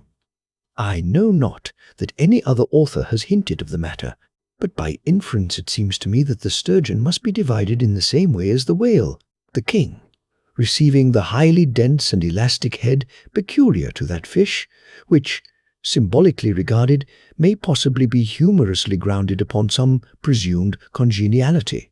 And thus there seems a reason in all things, even in law. Chapter 80. The nut. If the sperm whale be physiognomically a sphinx, to the phrenologist his brain seems that geometrical circle which it is impossible to square. In the full-grown creature, the skull will measure at least 20 feet in length. Unhinge the lower jaw, and the side view of this skull is as the side of a moderately inclined plane, resting throughout on a level base. But in life, as we have elsewhere seen, this inclined plane is angularly filled up and almost squared by the enormous superincumbent mass of the junk and sperm. At the high end, the skull forms a crater to bed that part of the mass, while under the long floor of this crater, in another cavity seldom exceeding 10 inches in length and as many in depth, reposes the mere handful of this monster's brain. The brain is at least 20 feet from his apparent forehead in life. It is hidden away behind its vast outworks, like the innermost citadel within the amplified fortifications of Quebec. So, like a choice casket, is it secreted in him, that I have known some whalemen who peremptorily deny that the sperm whale has any other brain than that palpable semblance of one formed by the cubic yards of his sperm magazine, lying in strange folds, courses, and convolutions. To their apprehensions, it seems more in keeping with the idea of his general might to regard that mystic part of him as the seat of his intelligence. It is plain, then, that phrenologically the head of this Leviathan, in the creature's living intact state, is an entire delusion. As for his true brain, you can then see no indications of it, nor feel any. The whale, like all things that are mighty, wears a false brow to the common world. If you unload his skull of its spermy heaps, and then take a rear view of its rear end, which is the high end, you will be struck by its resemblance to the human skull, beheld in the same situation, and from the same point of view. Indeed, place this reverse skull scaled down to the human magnitude among a plate of men's skulls, and you would involuntarily confound it with them. And, remarking the depressions on one part of its summit, in phrenological phrase you would say, "This man had no self-esteem and no veneration." And by those negations, considered along with the affirmative fact of his prodigious bulk and power, you can best form to yourself the truest, though not the most exhilarating conception of what the most exalted potency is. But if, from the comparative dimensions of the whale's proper brain, you deem it incapable of being adequately charted, then I have another idea for you. If you attentively regard almost any quadruped spine, you would be struck with the resemblance of its vertebra to a strung necklace of dwarfed skulls, all bearing rudimental resemblance to the skull proper. It is a German conceit that the vertebrae are absolutely undeveloped skulls. But the curious external resemblance, I take it the Germans were not the first men to perceive. A foreign friend once pointed it out to me in the skeleton of a foe he had slain, and with the vertebra of which he was inlaying, in a sort of basso relievo, the beaked prow of his canoe. Now, I consider that the phrenologists have omitted an important thing in not pushing their investigations from the cerebellum through the spinal canal. For I believe that much of a man's character will be found betokened in his backbone. I would rather feel your spine than your skull, whoever you are. A thin joist of a spine never yet upheld a full and noble soul. I rejoice in my spine, as in the firm, audacious staff of that flag which I fling half out to the world. Apply this spinal branch of phrenology to the sperm whale. His cranial cavity is continuous with the first neck vertebra, and in that vertebra the bottom of the spinal canal will measure 10 inches across, being 8 in height, and of a triangular figure with the base downwards. As it passes through the remaining vertebra, the canal tapers in size, but for a considerable distance remains of large capacity. Now, of course, this canal is filled with much the same strangely fibrous substance, the spinal cord, as the brain, and directly communicates with the brain. And what is still more, for many feet after emerging from the brain's cavity, the spinal cord remains of an undecreasing girth, almost equal to that of the brain. Under all these circumstances, would it be unreasonable to survey and map out the whale's spine phrenologically? For, viewed in this light, the wonderful comparative smallness of his brain proper is more than compensated by the wonderful comparative magnitude of his spinal cord. But leaving this hint to operate as it may with the phrenologists, I would merely assume the spinal theory for a moment in reference to the sperm whale's hump. This august hump, if I mistake not, rises over one of the larger vertebrae and is, therefore, in some sort, the outer convex mould of it. From its relative situation, then, I should call this high hump the organ of firmness or indomitableness in the sperm whale. And that the great monster is indomitable, you will yet have reason to know. Chapter 81. The Pequod meets the Virgin. The predestinated day arrived, and we duly met the ship Jungfrau, Derrick de Deer, master of Bremen. At one time, the greatest whaling people in the world, the Dutch and Germans are now among the least, but here and there at very wide intervals of latitude and longitude, you still occasionally meet with their flag in the Pacific. For some reason, the Jungfrau seemed quite eager to pay her respects. While yet some distance from the Pequod, she rounded to, and dropping a boat, her captain was impelled towards us, impatiently standing in the bows instead of the stern. "What has he in his hand there?"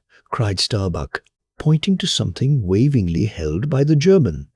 "Impossible! A lamp feeder!"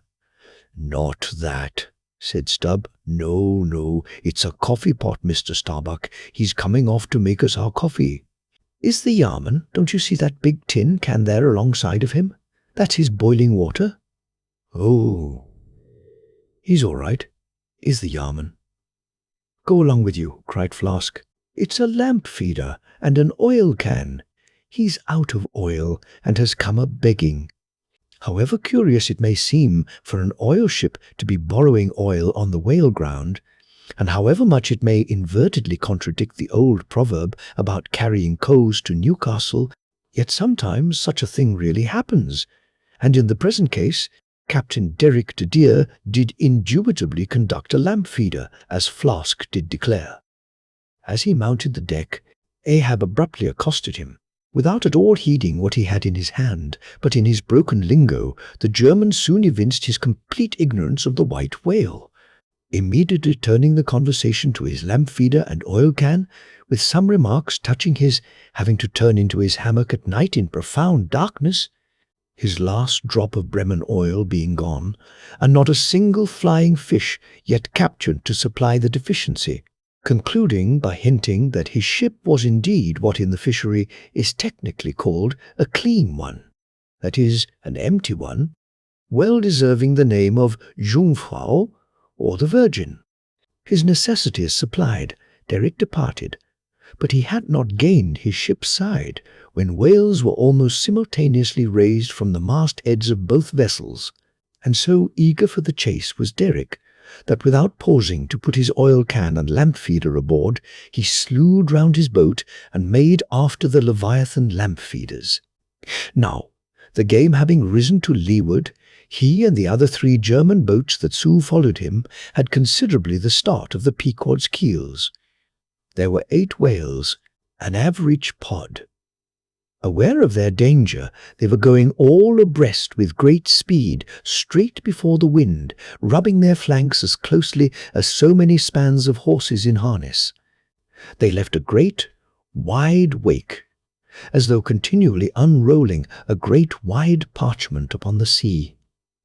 Full in this rapid wake, and many fathoms in the rear, swam a huge, humped old bull, which by his comparatively slow progress, as well as by the unusual yellowish incrustations overgrowing him, seemed afflicted with the jaundice or some other infirmity. Whether this whale belonged to the pod in advance seemed questionable, for it is not customary for such venerable leviathans to be at all social. Nevertheless, he stuck to their wake, though indeed their backwater must have retarded him, because the white bone or swell at his broad muzzle was a dashed one, like the swell formed when 2 hostile currents meet. His spout was short, slow, and laborious, coming forth with a choking sort of gush and spending itself in torn shreds, followed by strange subterranean commotions in him, which seemed to have egress at his other buried extremity, causing the waters behind him to upbubble. "Who's got some paregoric?" said Stubb. "He has the stomachache, I'm afraid." Lord, think of having half an acre of stomachache. Adverse winds are holding mad Christmas in him, boys. It's the first foul wind I ever knew to blow from astern. But look, did ever whale yaw sill before? It must be. He's lost his tiller. As an overladen Indiaman bearing down the Hindustan coast with a deckload of frightened horses, careens, berries, rolls, and wallows on her way, so did this old whale heave his aged bulk, and now and then partly turning over on his cumbrous rib ends, expose the cause of his devious wake in the unnatural stump of his starboard fin. Whether he had lost that fin in battle, or had been born without it, it were hard to say. "Only wait a bit, old chap, and I'll give ye a sling for that wounded arm," cried cruel Flask, pointing to the whale line near him. "Mind he don't sling thee with it," cried Starbuck. "Give way, or the German will have him." With one intent, all the combined rival boats were pointed for this one fish, because not only was he the largest, and therefore the most valuable whale, but he was nearest to them, and the other whales were going with such great velocity, moreover, as almost to defy pursuit for the time. At this juncture, the Pequod's keels had shot by the 3 German boats last lowered, but from the great start he had had, Derrick's boat still led the chase, though every moment neared by his foreign rivals. The only thing they feared was that from being already so nigh to his mark, he would be enabled to dart his iron before they could completely overtake and pass him. As for Derrick, he seemed quite confident that this would be the case, and occasionally with a deriding gesture shook his lamp feeder at the other boats. "The ungracious and ungrateful dog!" cried Starbuck. "He mocks and dares me with the very poor box I filled for him not 5 minutes ago." Then in his old intense whisper, "Give way, greyhounds! Dog to it!" "I tell ye what it is, men," cried Stubb to his crew. "It's against my religion to get mad, but I'd like to eat that villainous yarman. Pull, won't ye? Are ye going to let that rascal beat ye? Do ye love brandy? A hogshead of brandy, then, to the best man. Come, why don't some of ye burst a blood vessel? Who's that been dropping an anchor overboard? We don't budge an inch. We're becalmed. Halloo!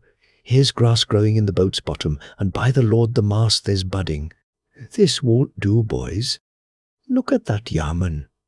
The short and long of it is, men, will ye spit fire or not?" "Oh, see the suds he makes," cried Flask, dancing up and down. "What a hump! Oh, do pile on the beef, lays like a log. Oh, my lads, do spring, slapjacks and quayhogs for supper. You know, my lads, baked clams and muffins. Oh, do, spring, he's 100-barreler, don't lose him now. Don't, oh, don't. See that yarman. Oh, won't ye pull for your duff, my lads? Such a sog, such a sogger. Don't ye love sperm? There goes $3,000, men, a bank, a whole bank. The Bank of England. Oh, do. What's that yarman about now?" At this moment, Derrick was in the act of pitching his lamp feeder at the advancing boats, and also his oil can, perhaps with the double view of retarding his rival's way, and at the same time economically accelerating his own by the momentary impetus of the backward toss. "The unmannerly Dutch dogger!" cried Stubb. "Pull now, men, like 50,000 line of battleship loads of red-haired devils. What d'ye say, Tashtego? Are you the man to snap your spine in 22 pieces for the honour of old Gayhead? What d'ye say?"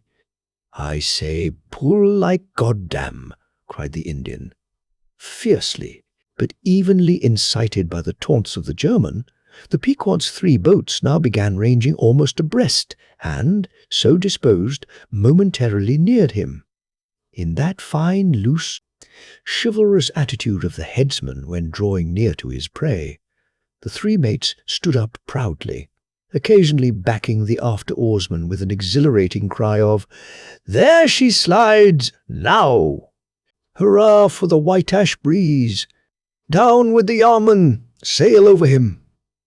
But so decided an original start had Derrick had, that spite of all their gallantry, he would have proved the victor in this race, had not a righteous judgment descended upon him in a crab which caught the blade of his midship oarsman, while this clumsy lubber was striving to free his white ash, and while, in consequence, Derrick's boat was nigh to capsizing, and he thundering away at his men in a mighty rage. That was a good time for Starbuck, Stubb, and Flask. With a shout, they took a mortal start forwards and slantingly ranged up on the German's quarter. An instant more, and all 4 boats were diagonically in the whale's immediate wake, while stretching from them, on both sides, was the foaming swell that he made.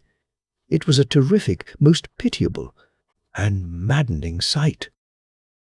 The whale was now going head out, and sending his spout before him in a continual tormented jet, while his one poor fin beat his side in an agony of fright.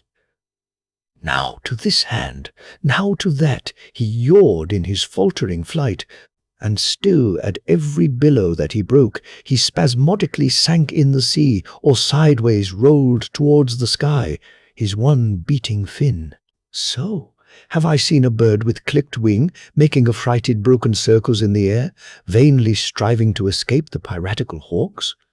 But the bird has a voice, and with plaintive cries will make known her fear. But the fear of this vast, dumb brute of the sea was chained up and enchanted in him.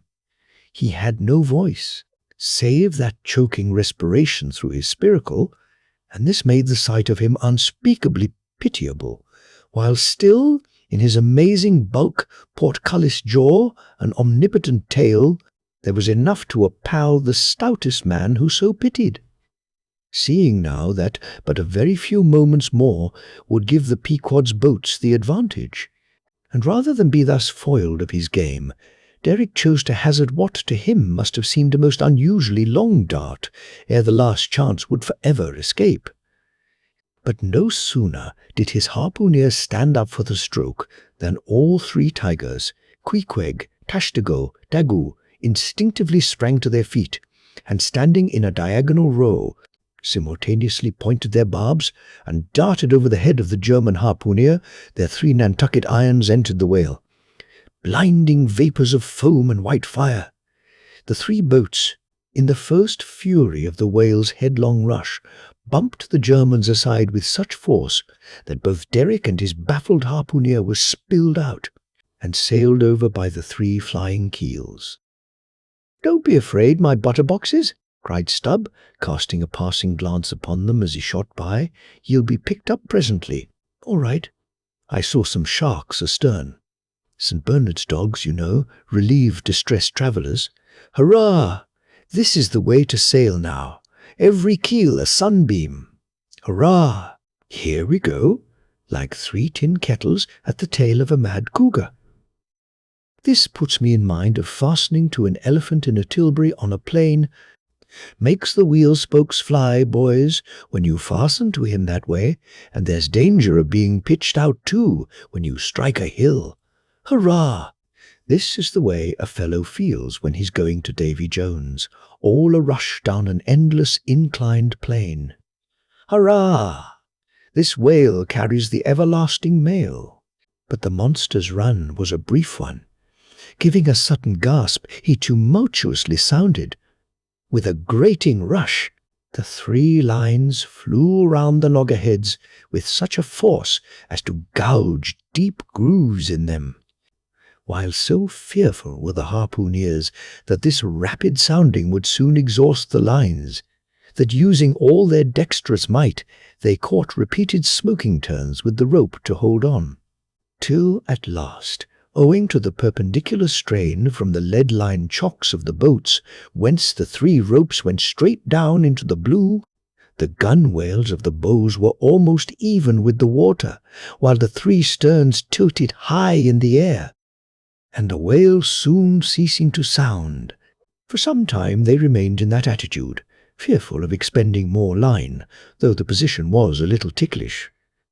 But though boats have been taken down and lost in this way, yet it is this, holding on, as it is called, this hooking up by the sharp barbs of his live flesh from the back, this it is that often torments the Leviathan into soon rising again to meet the sharp lance of his foes.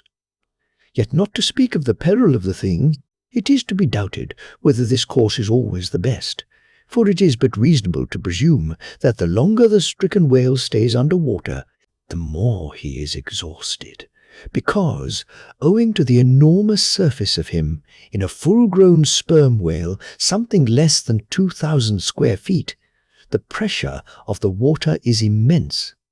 We all know what an astonishing atmospheric weight we ourselves stand up under, even here, above ground, in the air. How vast, then, the burden of a whale, bearing on his back a column of 200 fathoms of ocean. It must at least equal the weight of 50 atmospheres. One whaleman has estimated it at the weight of 20 line of battleships, with all their guns and stores and men on board. As the 3 boats lay there on that gently rolling sea, gazing down into its eternal blue noon, and as not a single groan or cry of any sort, nay, not so much as a ripple or a bubble came up from its depths, what landsman would have thought that beneath all that silence and placidity, the utmost monster of the seas was writhing and wrenching in agony. Not 8 inches of perpendicular rope were visible at the bows. Seems it credible that by 3 such thin threads the great Leviathan was suspended like the big weight to an 8-day clock? Suspended? And to what? To 3 bits of board. Is this the creature of whom it was once so triumphantly said, "Canst thou fill his skin with barbed irons, or his head with fish spears? The sword of him that layeth at him cannot hold the spear, the dart, nor the habergeon. He esteemeth iron as straw. The arrow cannot make him flee. Darts are counted as stubble. He largeth at the shaking of a spear. This the creature? This he? Oh, that unfulfillments should follow the prophets! For with the strength of 1,000 thighs in his tail, Leviathan had run his head under the mountains of the sea, to hide him from the Pequod's fish spears. In that sloping afternoon sunlight, the shadows that the 3 boats sent down beneath the surface must have been long enough and broad enough to shade half Xerxes' army. Who can tell how appalling to the wounded whale must have been such huge phantoms flitting over his head? "Stand by, men," he stirs, cried Starbuck. As the 3 lines suddenly vibrated in the water, distinctly conducting upwards to them, as by magnetic wires, the life and death throbs of the whale, so that every oarsman felt them in his seat. The next moment, relieved in great part from the downward strain at the bows, the boats gave a sudden bounce upwards, as a small ice field will when a dense herd of white bears are scared from it into the sea. "Haul in! Haul in!" cried Starbuck again. "He's rising!" The lines, of which, hardly an instant before, not 1 hand's breadth could have been gained, were now in long quick coils flung back all dripping into the boats, and soon the whale broke water within 2 ships' lengths of the hunters. His motions plainly denoted his extreme exhaustion. In most land animals there are certain valves or floodgates in many of their veins, whereby when wounded, the blood is in some degree at least instantly shut off in certain directions. Not so with the whale, one of whose peculiarities it is to have an entire non-valvular structure of the blood vessels, so that when pierced even by so small a point as a harpoon, a deadly drain is at once begun upon his whole arterial system. And when this is heightened by the extraordinary pressure of water at a great distance below the surface, his life may be said to pour from him in incessant streams. Yet so vast is the quantity of blood in him, and so distant and numerous its interior fountains, that he will keep thus bleeding and bleeding for a considerable period, even as in a drought a river will flow, whose source is in the well springs of far-off and undiscernible hills. Even now, when the boats pulled upon this whale and perilously drew over his swaying flukes, and the lances were darted into him, they were followed by steady jets from the new-made wound, which kept continually playing, while the natural spout-hole in his head was only at intervals, however rapid, sending its affrighted moisture into the air. From this last vent no blood yet came, because no vital part of him had thus far been struck. His life, as they significantly call it, was untouched. As the boats now more closely surrounded him, the whole upper part of his form, with much of it that is ordinarily submerged, was plainly revealed. His eyes, or rather the places where his eyes had been, were beheld. As strange misgrown masses gather in the knot-holes of the noblest oaks when prostrate, so from the points which the whale's eyes had once occupied now protruded blind bulbs, horribly pitiable to see. But pity there was none. For all his old age, and his 1 arm, and his blind eyes, he must die the death and be murdered, in order to light the gay bridals and other merry-makings of men, and also to illuminate the solemn churches that preach unconditional inoffensiveness by all to all. Still rolling in his blood, at last he partially disclosed a strangely discoloured bunch or protuberance, the size of a bushel, low down on the flank. "A nice spot," cried Flask. "Just let me prick him there once." "Avast!" cried Starbuck. "There's no need of that." But humane Starbuck was too late.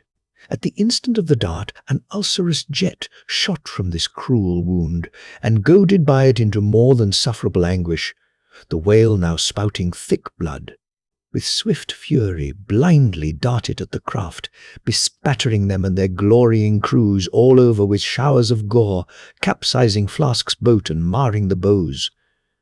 It was his death stroke, for by this time so spent was he by loss of blood that he helplessly rolled away from the wreck he had made, lay panting on his side, impotently flapped with his stumped fin, then over and over slowly revolved like a waning world, turned up the white secrets of his belly, lay like a log, and died. It was most piteous, that last expiring spout, as when by unseen hands the water is gradually drawn off from some mighty fountain, and with half-stifled melancholy gurglings the spray column lowers and lowers to the ground, so the last long dying spout of the whale. Soon, while the crews were awaiting the arrival of the ship, the body showed symptoms of sinking with all its treasures unrifled. Immediately, by Starbuck's orders, lines were secured to it at different points, so that ere long every boat was a buoy, the sunken whale being suspended a few inches beneath them by the cords. By very heedful management, when the ship drew nigh, the whale was transferred to her side, and was strongly secured there by the stiffest fluke chains, for it was plain that unless artificially upheld, the body would at once sink to the bottom. It so chanced that almost upon first cutting into him with the spade, the entire length of a corroded harpoon was found embedded in his flesh on the lower part of the bunch before described. But as the stumps of harpoons are frequently found in the dead bodies of captured whales, with the flesh perfectly healed around them, and no prominence of any kind to denote their place, therefore, there must needs have been some other unknown reason in the present case, fully to account for the ulceration alluded to. But still more curious was the fact of a lance head of stone being found in him, not far from the buried iron, the flesh perfectly firm about it. Who had darted that stone lance? And when? It might have been darted by some Norse West Indian long before America was discovered. What other marvels might have been rummaged out of this monstrous cabinet there is no telling. But a sudden stop was put to further discoveries by the ship's being unprecedentedly dragged over sideways to the sea, owing to the body's immensely increasing tendency to sink. However, Starbuck, who had the ordering of affairs, hung on to it to the last, hung on to it so resolutely indeed that when at length the ship would have been capsized, if still persisting in locking arms with the body, then, when the command was given to break clear from it, such was the immovable strain upon the timber heads to which the fluke chains and cables were fastened, that it was impossible to cast them off. Meantime, everything in the Pequod was aslant. To cross to the other side of the deck was like walking up the steep gabled roof of a house. The ship groaned and gasped. Many of the ivory inlayings of her bulwarks and cabins were started from their places by the unnatural dislocation. In vain handspikes and crows were brought to bear upon the immovable fluke chains to pry them adrift from the timber heads, and so low had the whale now settled that the submerged ends could not be at all approached, while every moment whole tons of ponderosity seemed added to the sinking bulk, and the ship seemed on the point of going over. hold on, won't ye?" cried Stubb to the body. "Don't be in such a devil of a hurry to sink. By thunder, men, we must do something or go for it. No use prying there, avast, I say, with your handspikes. And run one of ye for a prayer book and a penknife, and cut the big chains." "Knife?" "Aye, aye," cried Queequeg, and seizing the carpenter's heavy hatchet, he leaned out of a porthole, and steel to iron began slashing at the largest fluke chains. But a few strokes full of sparks were given, when the exceeding strain effected the rest. With a terrific snap, every fastening went adrift, the ship righted, the carcass sank. Now, this occasional inevitable sinking of the recently killed sperm whale is a very curious thing, nor has any fisherman yet adequately accounted for it. Usually, the dead sperm whale floats with great buoyancy, with its side or belly considerably elevated above the surface. If the only whales that thus sank were old, meagre, and broken-hearted creatures, their pads of lard diminished, and all their bones heavy and rheumatic, then you might with some reason assert that this sinking is caused by an uncommon specific gravity in the fish. So sinking, consequent upon this absence of buoyant matter in him. But it is not so. For young whales, in the highest health and swelling with noble aspirations, prematurely cut off in the warm flush and May of life, with all their panting lard about them, even these brawny, buoyant heroes do sometimes sink. Be it said, however, that the sperm whale is far less liable to this accident than any other species. Where one of that sort go down, 20 right whales do. This difference in the species is no doubt imputable in no small degree to the greater quantity of bone in the right whale, his Venetian blinds alone sometimes weighing more than a ton. From this encumbrance the sperm whale is wholly free. But there are instances where, after the lapse of many hours or several days, the sunken whale again rises, more buoyant than in life. But the reason of this is obvious. Gases are generated in him. He swells to a prodigious magnitude, becomes a sort of animal balloon. A line of battleship could hardly keep him under then.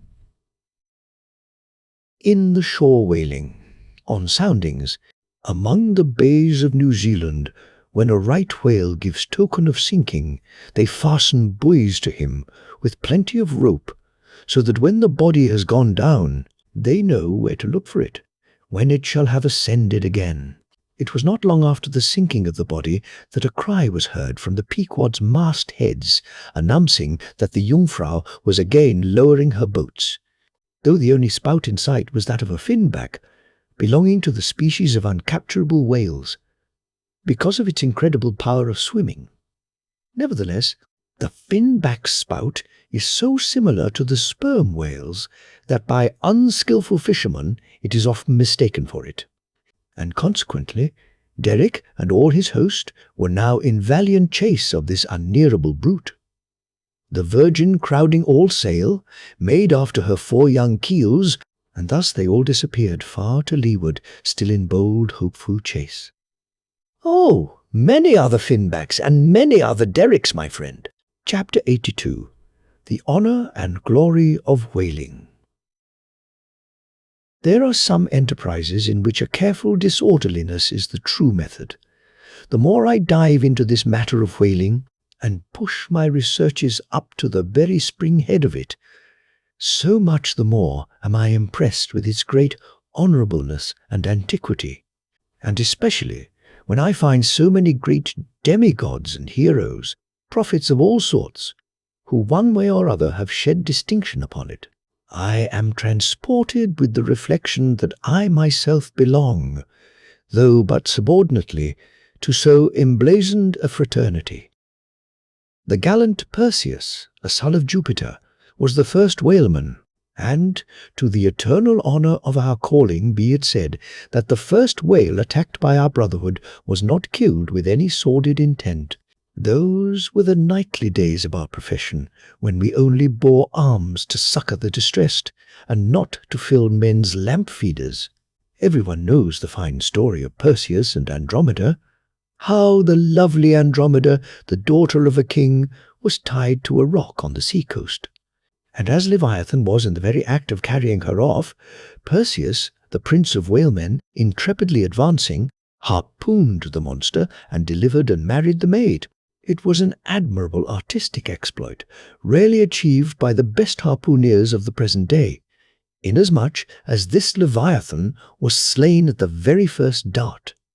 And let no man doubt this archaic story, for in the ancient Joppa, now Jaffa, on the Syrian coast, in one of the pagan temples, there stood for many ages the vast skeleton of a whale, which the city's legends and all the inhabitants asserted to be the identical bones of the monster that Perseus slew.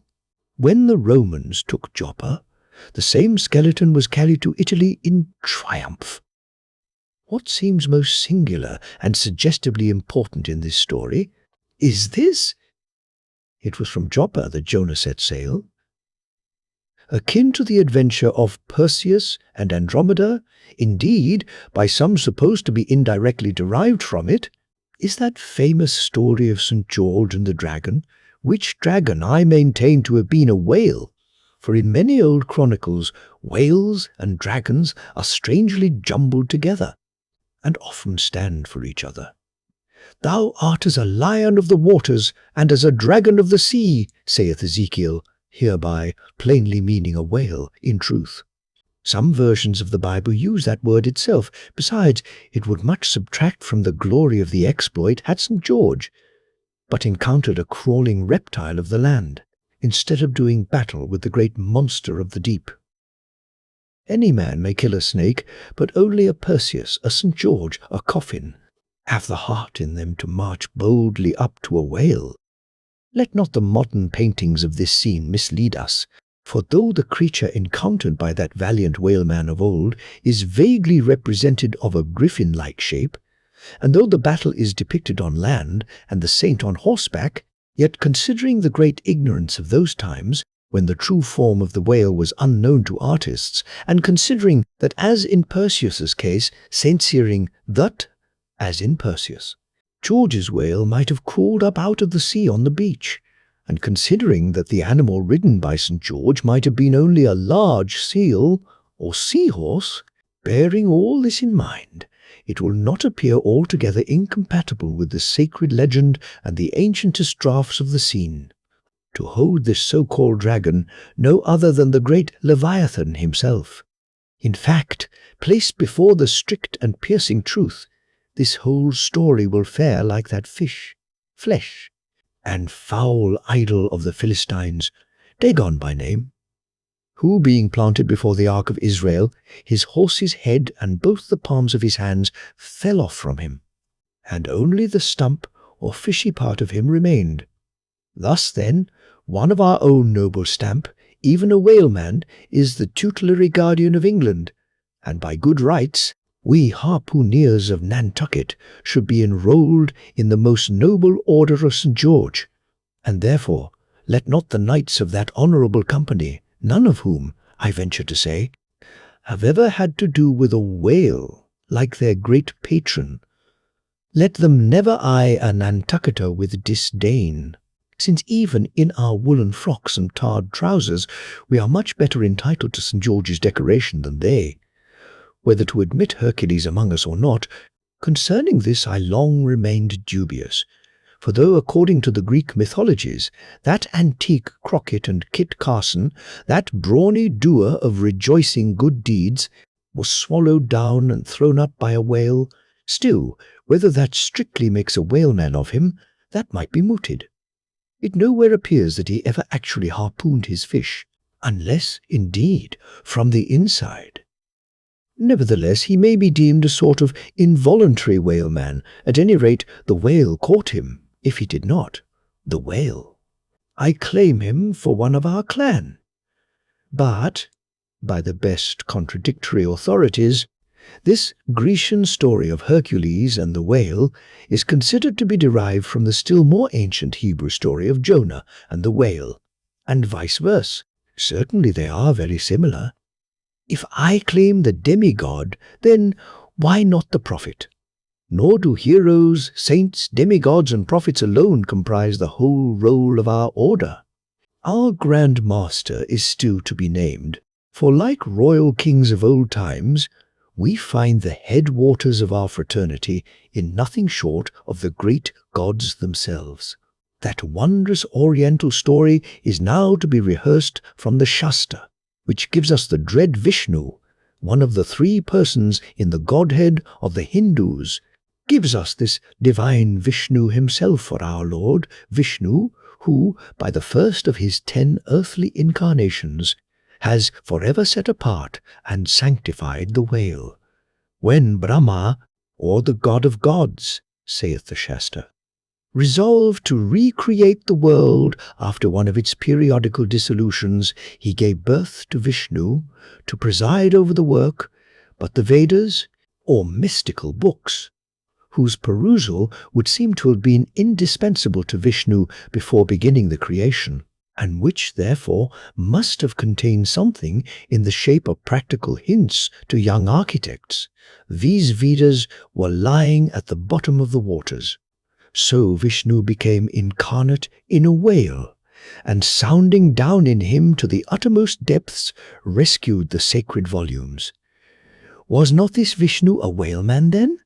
Even as a man who rides a horse is called a horseman? Perseus, St. George, Hercules, Jonah, and Vishnu, there's a member role for you. What club but the whaleman's can head off like that? Chapter 83. Jonah, historically regarded. Reference was made to the historical story of Jonah and the whale in the preceding chapter. Now some Nantucketers rather distrust this historical story of Jonah and the whale. But then there were some skeptical Greeks and Romans who, standing out from the orthodox pagans of their times, equally doubted the story of Hercules and the whale and Arion and the dolphin, and yet their doubting those traditions did not make those traditions one whit the less facts.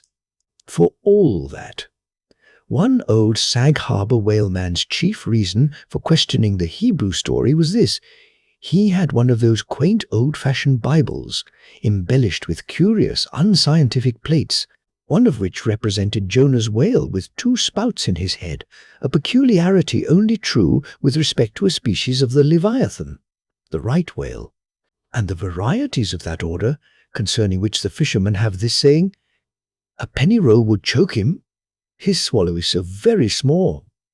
But to this, Bishop Jebb's anticipative answer is ready. It is not necessary, hints the bishop, that we consider Jonah as tombed in the whale's belly, but as temporarily lodged in some part of his mouth. And this seems reasonable enough in the good bishop, for truly the right whale's mouth would accommodate a couple of whist tables and comfortably seat all the players. Possibly, too, Jonah might have ensconced himself in a hollow tooth, but on second thoughts, the right whale is toothless. Another reason which Sag Harbor, he went by that name, urged for his want of faith in this matter of the prophet was something obscurely in reference to his incarcerated body and the whale's gastric juices. But this objection likewise falls to the ground, because a German exegetist supposes that Jonah must have taken refuge in the floating body of a dead whale, even as the French soldiers in the Russian campaign turned their dead horses into tents and crawled into them.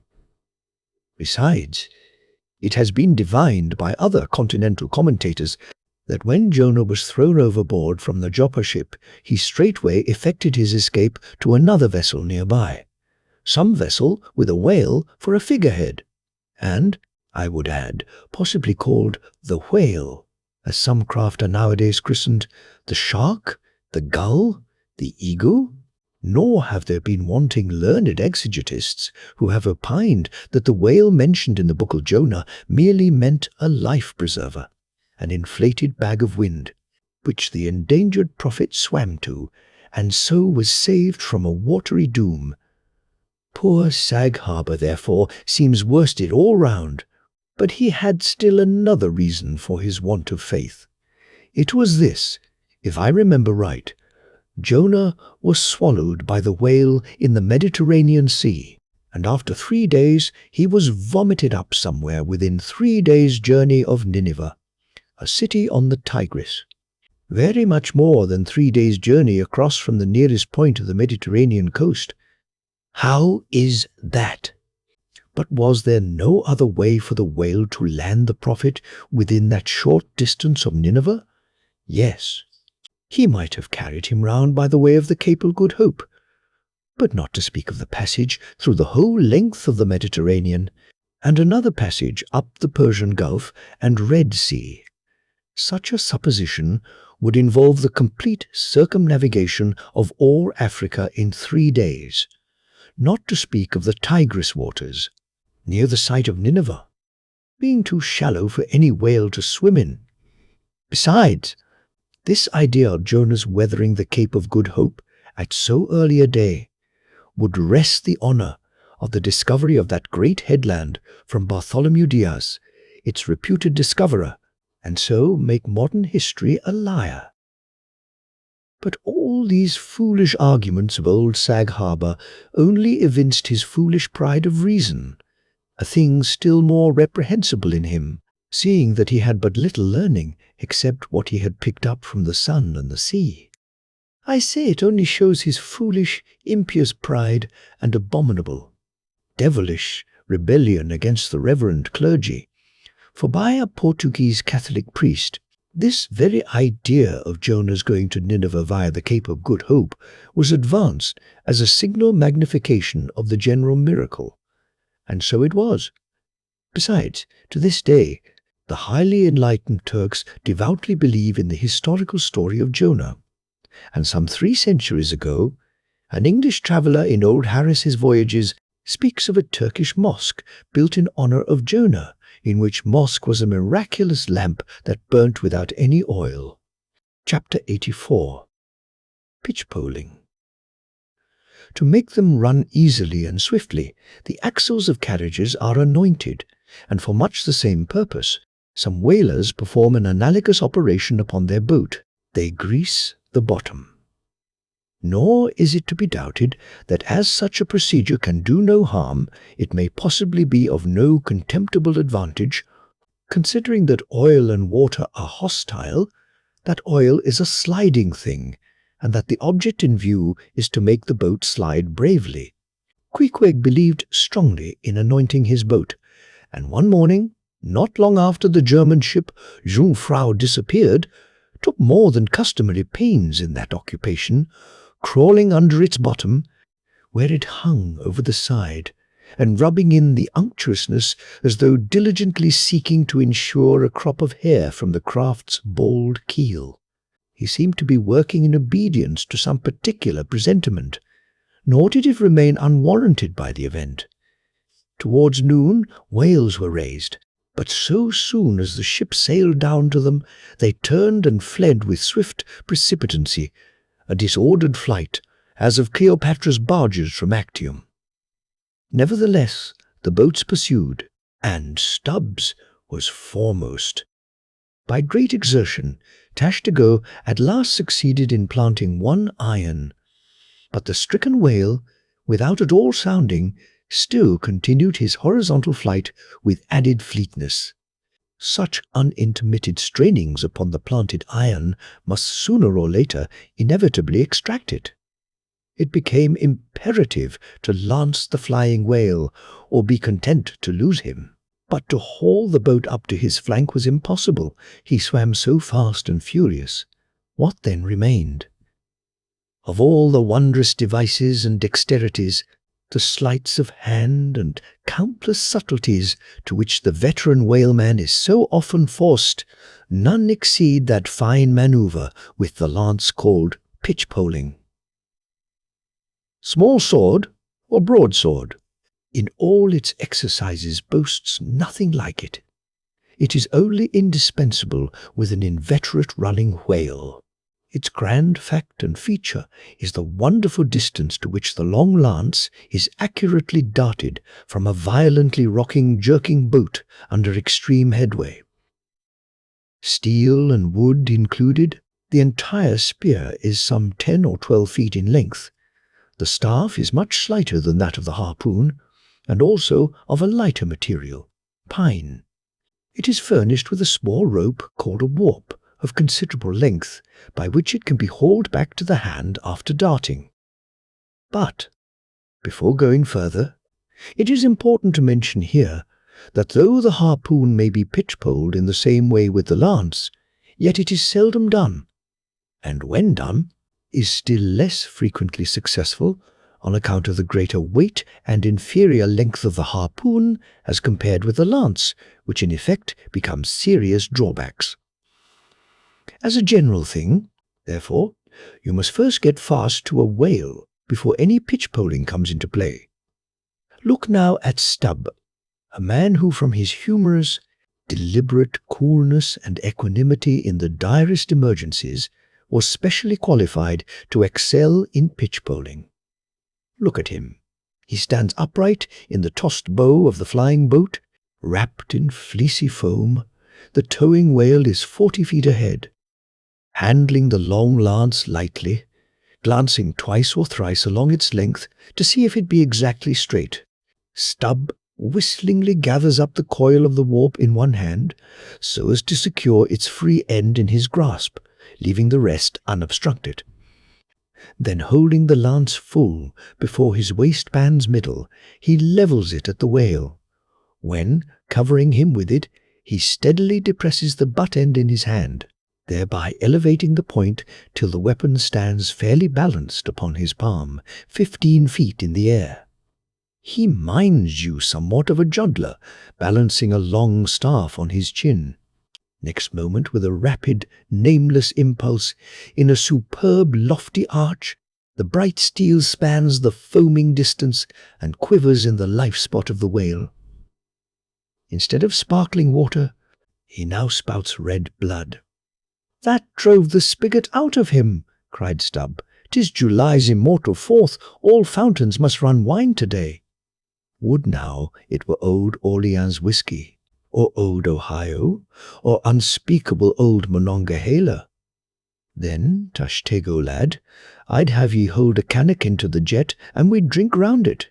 Yea, verily, hearts alive, we'd brew choice punch in the spread of his spout-hole there, and from that live punch-bowl quaff the living stuff.